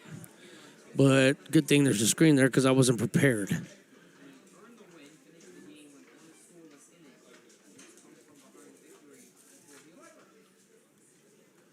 Here comes that 1-1 pitch. This one's hit out into left field, but right at Nickens. He only has to move a few steps to his left for the fly out. So Zach Chamizo flies out to left field. That's going to bring up Cade Sanchez, second baseman today for your Potters.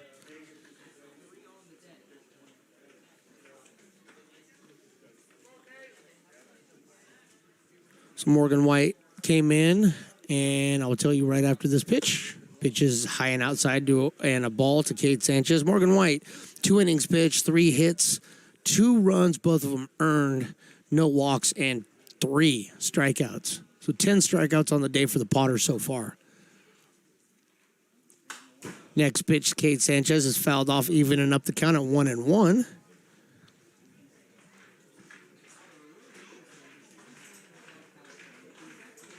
Houston, Texas is the home of Cade Sanchez. Texas A&M Corpus Christi, a home school. Cade fouls this one off behind us, out of play. So he's in the hole now, 1-2. Facing Vaughn Marderer. He's a right-handed pitcher.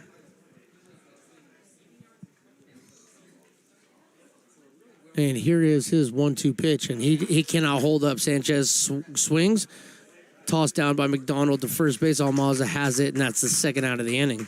So that's a strikeout of Cade Sanchez. All the extra stuff is extra, just curriculars, goes down in the book as a K, and that's going to bring up Ben Higdon. The left-handed batter playing right field today struck out his very first at-bat, then walked and doubled and came around to score there in the 5th.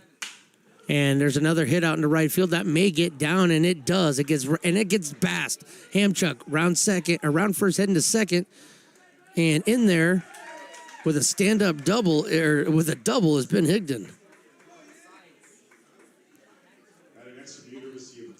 So I don't have an official score on me, and I would either set that as a single and an error, or I don't believe he even got his glove on it. So I'm going to go ahead and give him the double as it went right by Hanchuk out there in right field.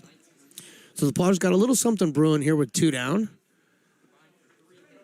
Chase Jan steps up there.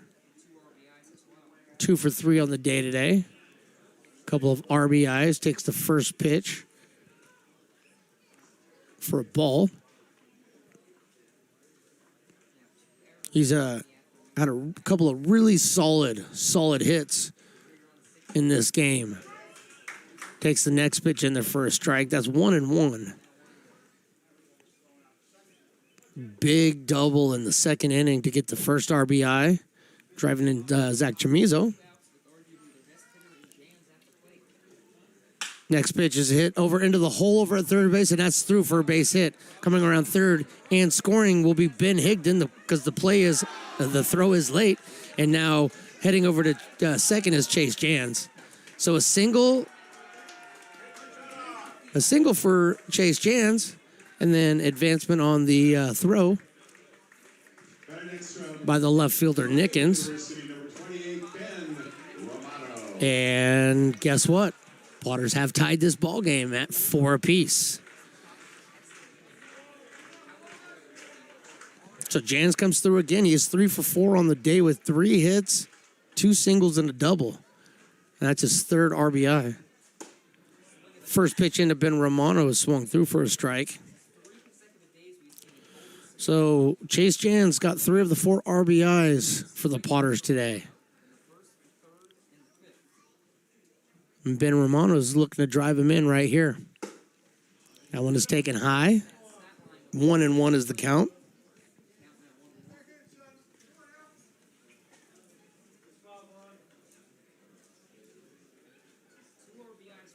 Here comes the 1-1 pitch from Marauder. That's swung through strike 2. 1-2. Marauder, came in relief of Morgan White. He's allowed 1 run so far in the inning. Trying to get out of it right here. Here's the 1-2 pitch. Outside, even in the count at 2-2. McDonald, the catcher, really wanted that, held that frame job for just a second, did not get the call.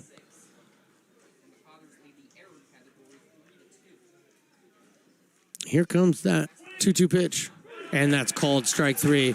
Ben Romano looking. 4th strikeout on the day for Ben Romano, but the Potters put up 1 and they tie this now. It's a 4-4 ball game here in Healdsburg.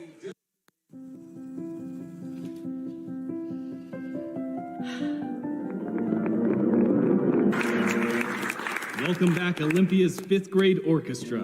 Perhaps there's no place like your home because you made it so at RC Willey. I'm Bill Evans, president of the Placer County Association of Realtors. We're in our store, our conference facilities, an amazing team helps us keep together an amazing organization, and we thank them all. This organization can't do what it does and can't run the way it runs without the help of so many members volunteering their time.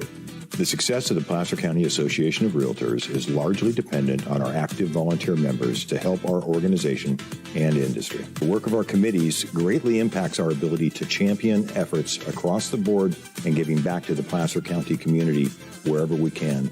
Like all service organizations, I wanted to serve.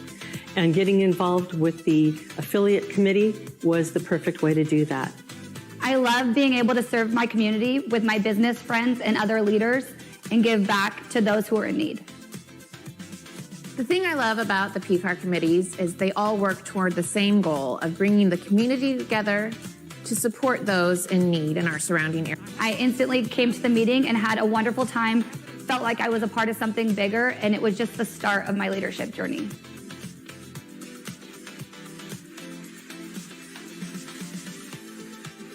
Lincoln Potters Baseball. Come on out and join in the fun. Welcome back, everybody. We have a new pitcher on the mound, and we're all trying to scramble to find out who he is. So I'm actually going to have my engineer run down to the Potters bullpen, and we're going to find out. So as soon as he gets back with that information, I will let you know.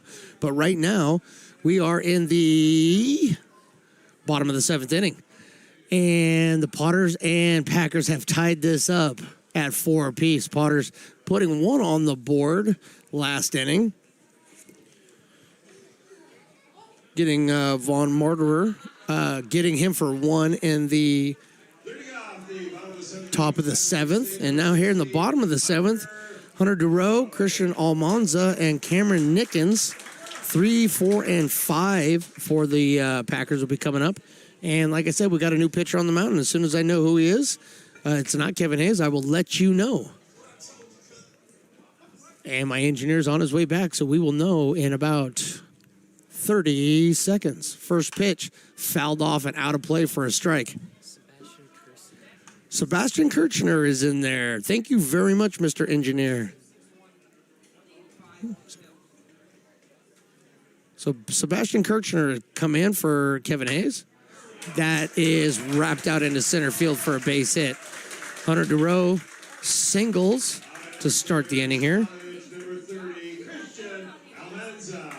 So Sebastian Kirchner coming in relief of Kevin Hayes, who went 3 innings, and we'll give you his line here in just a second.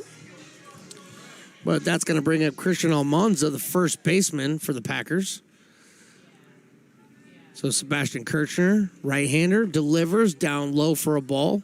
No balls, or 1 ball and no strikes. 6'1", 180 out of Rockland, California. Next pitch is outside for a ball, 2-0. University of New Mexico is his home school. So it's got to be pretty nice and cool out here for him right now.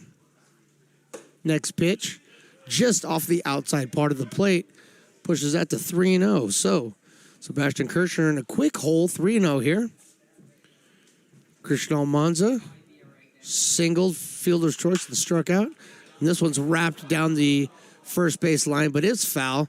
Excellent play by Zach Chamizo, though, to grab that step on the bag, but it was foul by about 3 feet. He caught it before it went over the bag, but it would have gone to the outside part of the bag. So, good call by the umpire. Everybody gets back to their positions. 3-1 now is the count on Almanza. Nickens on deck. Next pitch is a liner out into center field, and that's going to get down for a hit, I believe. Yes, it is. Great opportunity, or try by Chase Jans out there, but he's unable to get it. And heading over to second base is Christian Almanza.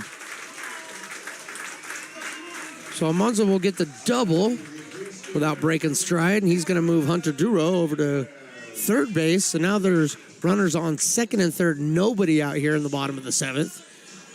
And that's going to bring up Cameron Nickens.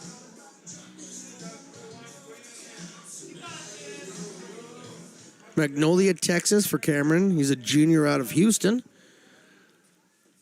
The University of 6'3", 195. I'm telling you, they just build them different now. They're bigger, stronger, and faster than they've ever been. So Nickens steps up there for his first at-bat against Kirchner and takes that ball down low for a ball.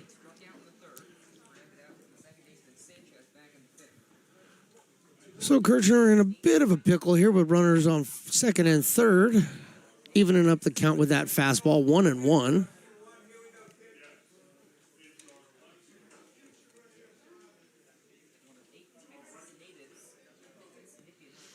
One pitch, taken on the outside part of the plate for strike two. That's a tough one right there, but that was a nice pitch. Sebastian Kirchner trying to find his groove here after giving up a couple of hits to start the inning.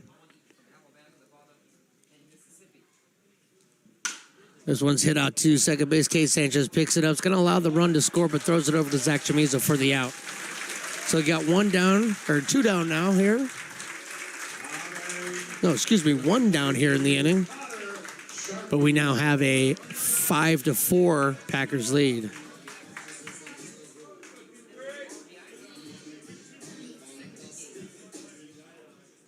Connor Sharpio coming up. He's 2 for 3 on the day.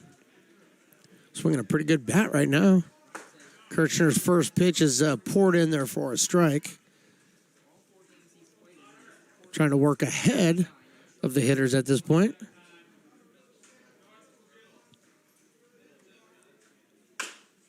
There's a foul ball over to the left side. Jack Grant backhands it, but he was in foul territory. So quickly ahead, 0-2 to Connor Sharpia. One down here in the bottom of the seventh. Game was tied just a minute ago. Now the Packers have a 5-4 lead. Foul ball off to the right side. So they get a 3-1 count now on Sharpia.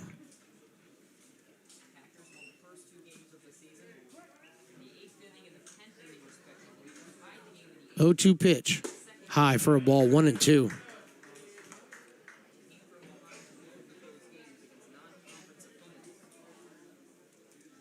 So 1-2.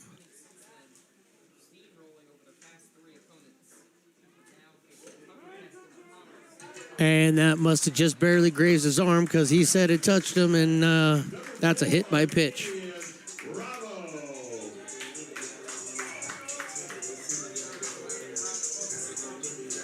So with that hit by pitch, there's runners on first and third now. 2 down here in the inning. No, 1 down here in the inning. I keep saying 2. I want there to be 2, but there's not. There's only 1 out. And that's going to bring up Damian Bravo. And he takes a mighty, mighty cut at that one. Can't catch up to it for a strike. So Bravo has walked, singled, and grounded out. And he grounds this one out over to the left side, but it's foul. So he's quickly in the hole 0-2. Kirchner needing an out right here. Kircher could use a quick out as well. And this one's hit over to Kate Sanchez. He picks it up, fires over to second for one, on to first. Not in time, and in fact, it gets past Chamizo. But the runner will hold up at first. And the run scores. And the Packers take... Yeah, the Packers should be taking the 6-4 lead. Scoreboard was taking forever to update, so I thought I was off for a second there. Yeah, 6-4. St. Mary's College, number 7, Blake McDonald. So Sharpio was cut down at second base. The fielder's choice allows Bravo to get to first base, and Blake McDonald, the catcher now, coming up. I think even the umpire was a bit confused there because everybody stopped and looked at each other for a second with hands out, like, what's going on? First pitch to Blake McDonald's fouled off to the screen. Big cut by the big right-hander. Results in a strike one. No balls and one strike. Hideki Prather on deck. Blake McDonald wraps this one up and right past Grantham at shortstop into center field for a base hit. So Blake McDonald gets his first hit of the afternoon. And that's runners on first and second now. And it's going to bring up the number 9 hitter, Hideki Prather. Playing second base for the Packers tonight. And Alex Leopard is coming in as a runner for Blake McDonald.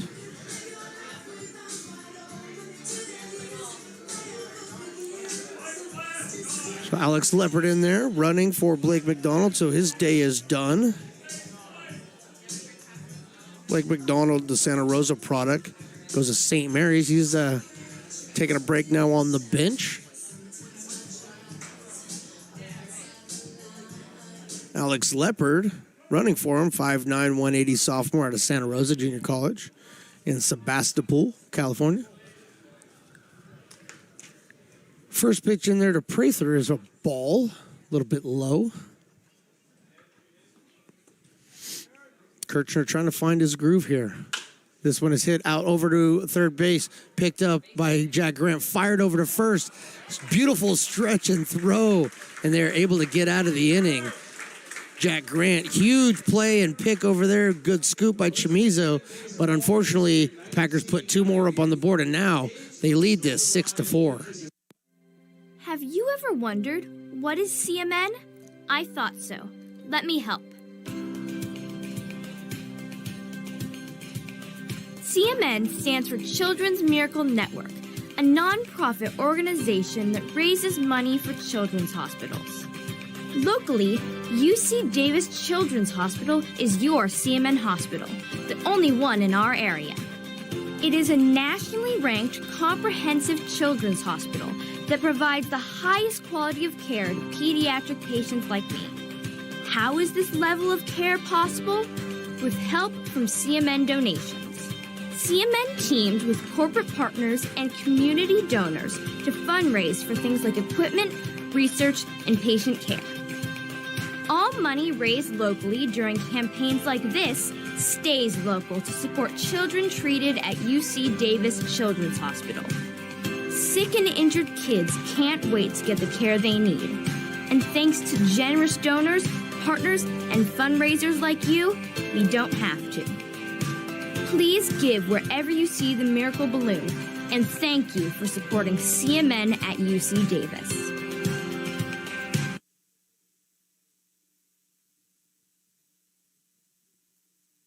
Lincoln Potters Baseball. Come on out and join in the fun. Back here for the top of the 8th inning where the Potters are trailing this one 6-4 now. Their new pitcher on the mound for the Packers. And that's Connor Sharpio, the designated hitter turned pitcher. So Connor Sharpio coming in relief of Vaughn Martyrer, who came and pitched a single inning. And we will work on his line for you next. But right now, Sharpio is going to face Garrity, Lavin, and Grant. And Garrity fouls that first pitch off out to the right for a strike.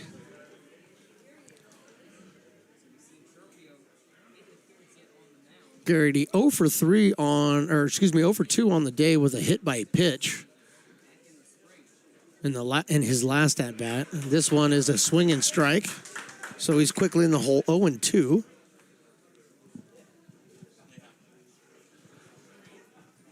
Garrity, 6 foot, 200 pounder out of Seneca, California. He stands in there, 0-2, and he chases that one outside for strike 3. Tyler Garrity goes down on strikes. Sharpie gets his first strikeout of the evening.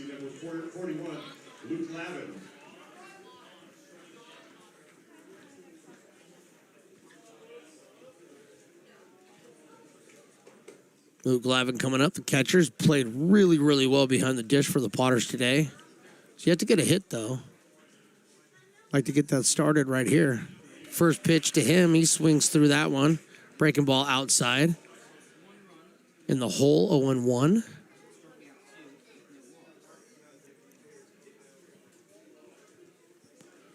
Vaughn Martyrer pitched an inning. This one is hit out to shortstop. Russell picks it up, fires over to Almaza, and that's the second out of the inning. 6-3 scoring at home if you are. Vaughn Martyrer threw an inning today, gave up 2 hits, 1 run. It was earned. No walks and 2 strikeouts. Potters have struck out 12 times so far on the day. 12 times and 3 errors. It's a tough one. Those are tough numbers to overcome and get a W. Jack Grant up there, third baseman for the Potters today, making some excellent defensive plays out there at third base. Fouls this one off over to the right.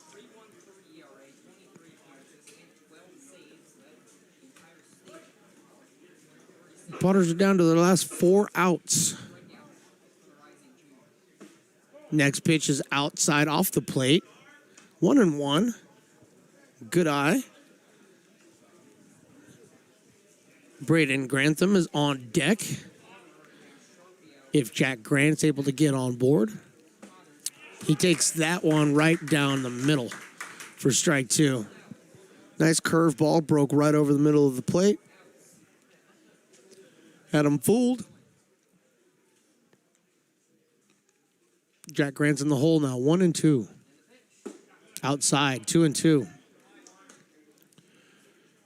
Sharpio just trying to extend that pitch just a little bit further out, see if he can get him to chase. Jack Grant does not. 2-2 pitch is coming. This is fouled off.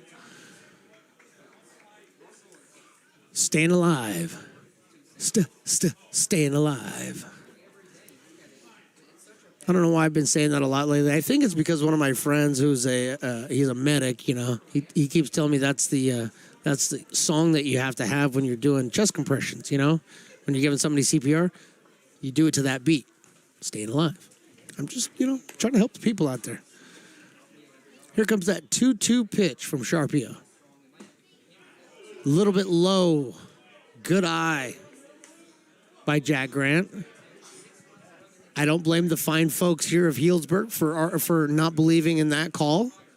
I don't blame them. But it is a 3-2 count.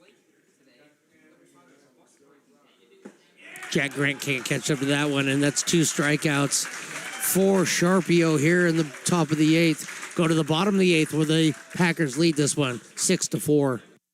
Loomis Basin Brewing Company, a proud sponsor of your Lincoln Potters. Visit them at 3277 Swetzer Road in Loomis or call 916-259-2739. Have you ever wondered, what is CMN? I thought so. Let me help. CMN stands for Children's Miracle Network, a non-profit organization that raises money for children's hospitals. Locally, UC Davis Children's Hospital is your CMN hospital, the only one in our area. It is a nationally ranked comprehensive children's hospital that provides the highest quality of care to pediatric patients like me. How is this level of care possible? With help from CMN donations. CMN teamed with corporate partners and community donors to fundraise for things like equipment, research, and patient care. All money raised locally during campaigns like this stays local to support children treated at UC Davis Children's Hospital. Sick and injured kids can't wait to get the care they need. And thanks to generous donors, partners, and fundraisers like you, we don't have to. Please give wherever you see the Miracle Balloon, and thank you for supporting CMN at UC Davis.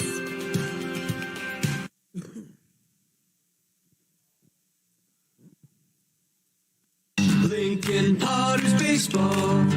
Come out and join the fun. First pitch to Robbie Hamchuk is up high for a ball from Sebastian Kirshner in here for his second inning of work.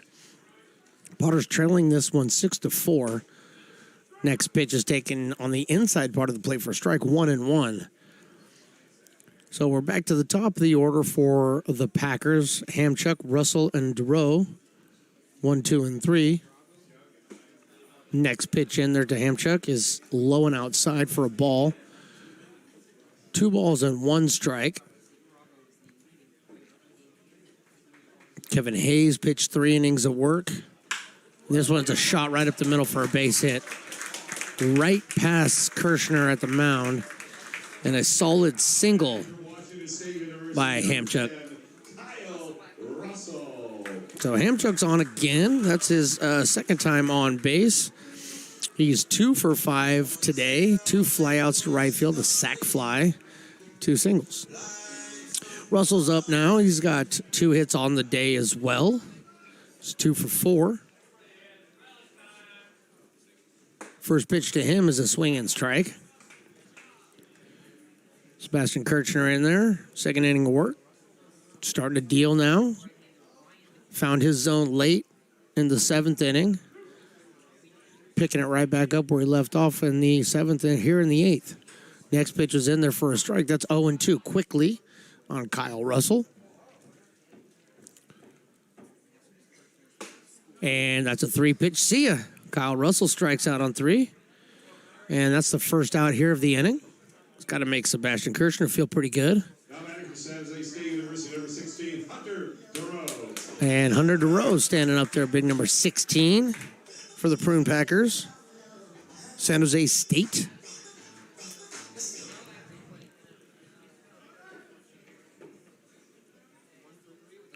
And there's the first pitch to DeRoe, and he swings right through that one for a strike. DeRoe on the day is 1 for 3. He's got a walk, single, a couple of flyouts. Next pitch is to him outside off the plate for a ball. 1-1. On deck, Christian Almanza, first baseman for the Packers. This one is taken right in the back. Hunter DeRoe, he wears that one right in between the 1 and the 6 on the back of his jersey. No intention with that, I'm sure, from Sebastian Kirshner. He has no reason to hit anybody. And I highly doubt that there was any ill intent there. That ball simply got away from him. A fastball that just kind of leaked out over the plate and then back into the hitter. But Luke Lavin's going to go out there. He's going to have a little chit-chat with Kirshner, just try to calm him down a little bit. Let him know, hey, man, it's baseball. That stuff happens. Not intentional. Chalk it up to a runner on base, and let's get him out. Luke Lavin making the slow walk back to home plate, along with the umpire. All you San Francisco Giants fans out there, Giants currently lead Chicago 10-3 in the 6th inning. And the first pitch to Almanza is down low for a ball.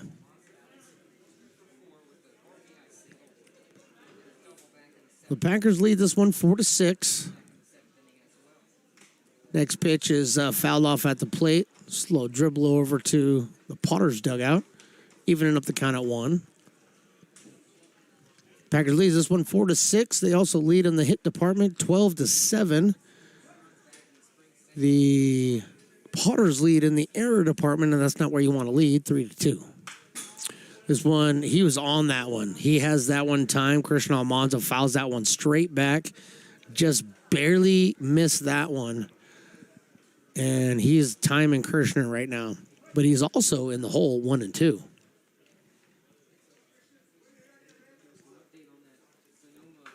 Outside for a ball 2-2. Hamchek leading off of at first. At second, Durow over at first. Nobody's being held on at either base here.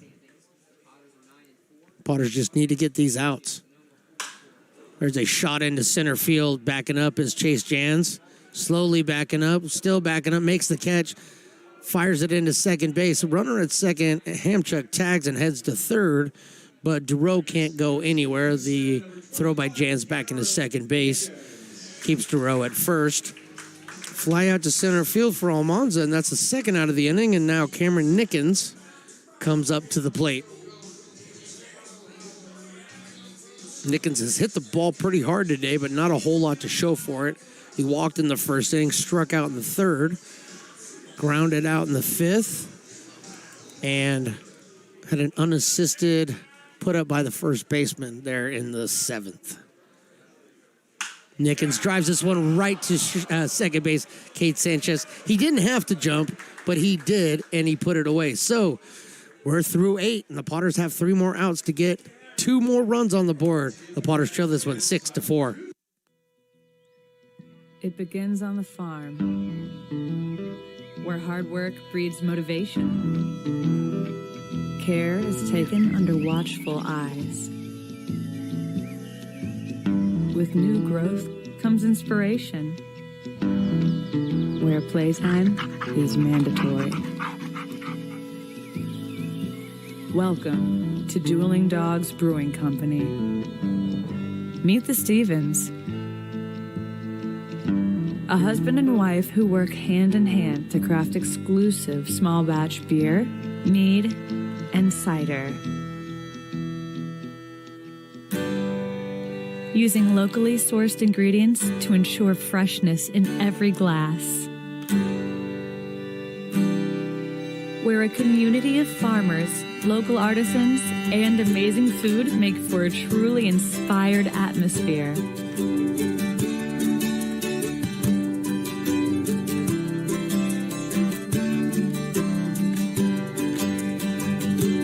At the end of the day, we know the value of hard work.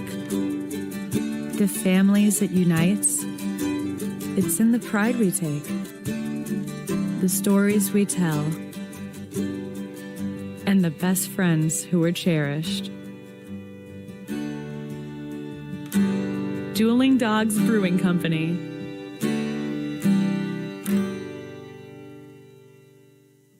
Lincoln Potters Baseball.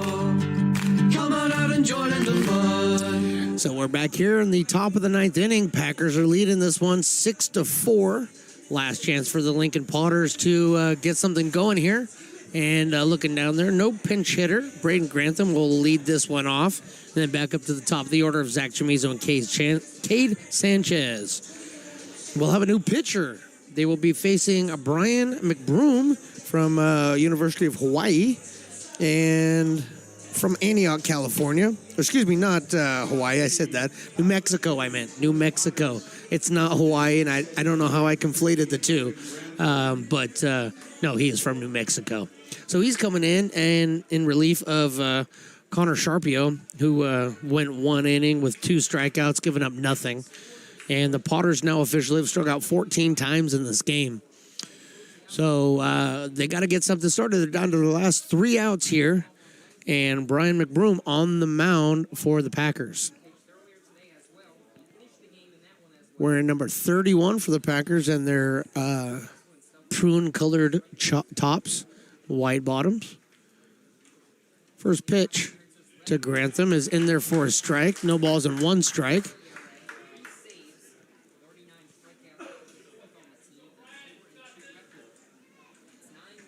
So here comes that 0-1 pitch. Grantham watches that one sail outside for a ball 1-1.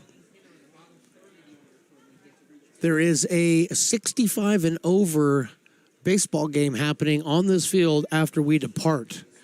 The San Francisco Seals are playing, and I want to stick around and watch. Braden Grantham, this is a little jam shot over into right field, and that's going to get down first base. Nobody can get to it. Braden Grantham in there with a single to start the inning, and the Potters have something brewing. Zach Chamizo coming up for the Potters now. Left-handed batter, wearing the number 2. Sierra College standout, All-American this year.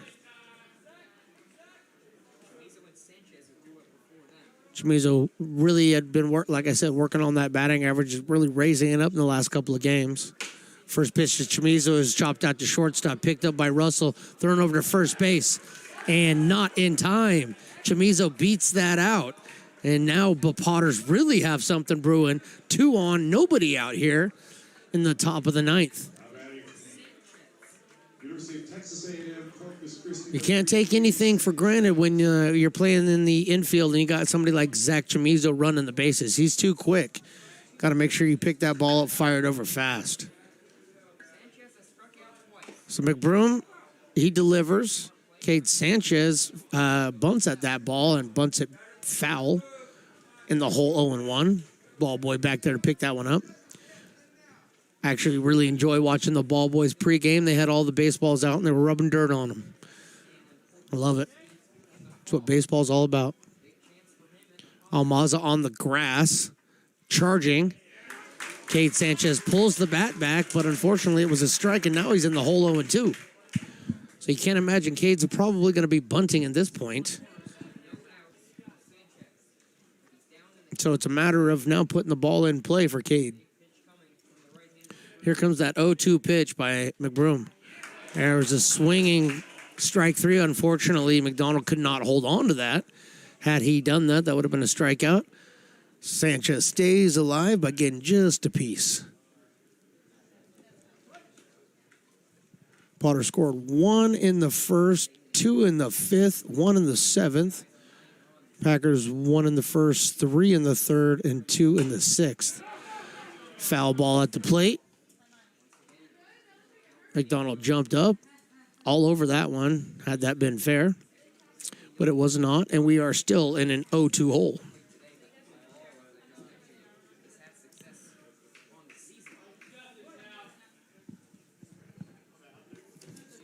Ben Higdon should be on deck.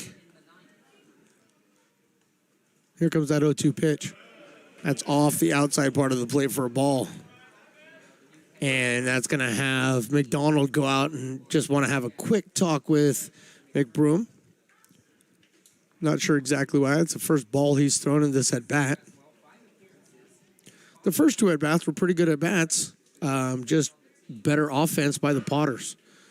Able to get those 2 runners on. Little flip job over there to start the inning by Grantham, and then Zach Chamizo beating out that infield hit. So 1 ball, 2 strikes, nobody out here, top of the 9th. Potters trail by 2. That one was inside. Cade Sanchez able to, avoid being hit by that pitch. 2-2.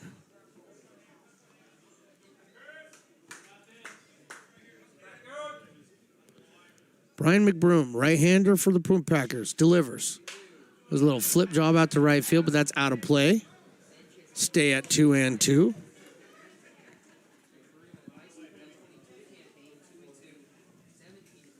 Big hit. Ben Higdon down there, the 6'3", 210 product out of University of Kentucky. On deck, waiting for his opportunity. This one's fouled off of Cade Sanchez's foot, and that's never a good feeling, and that's why he wears that big foot guard on his lead foot. It's not the first time he's hit it off it, and it won't be the last. You hit enough of those baseballs off your toes, you just don't feel your toes anymore. Here comes the 2-2 pitch from McBroom. Outside. Good eye by Cade Sanchez. 3-2. Sanchez He's 1 for 4 on the day with 2 strikeouts. Got a single in the third. Looking to get one more here.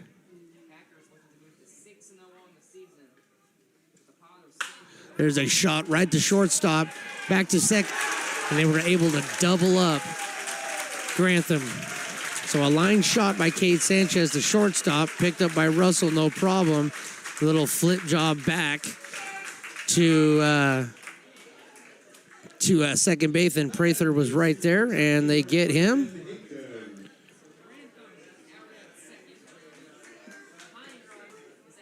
So now there's 2 down here. Runner on first with Zach Chamizo and Ben Higdon down to their last hope.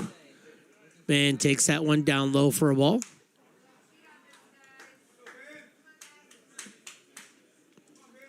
So Zach Chamizo taking his lead over there at first base. And the right fielder standing on the left side sees that one, and he sees it low, takes it in there. 2 balls and no strikes to Ben Higdon. Ben started off the game not so hot with the strikeout, but then walked and hit 2 doubles back-to-back in the 5th and 7th inning. And here's a fly ball out to center field. This should do it. Bravo is camped underneath it, and that is the ball game. Fly ball out to center field, and the Packers win the first meeting against the Potters here in Healdsburg, 6-4. No postgame today, so I just want to say thank you to everybody that's tuned in, watched, listened, and don't forget, the Potters will be home on Tuesday for another home game. So until then, we will talk to you on Tuesday. For myself and Riley Duncan, engineer, producer, we'll see you then on Stones Radio Networks.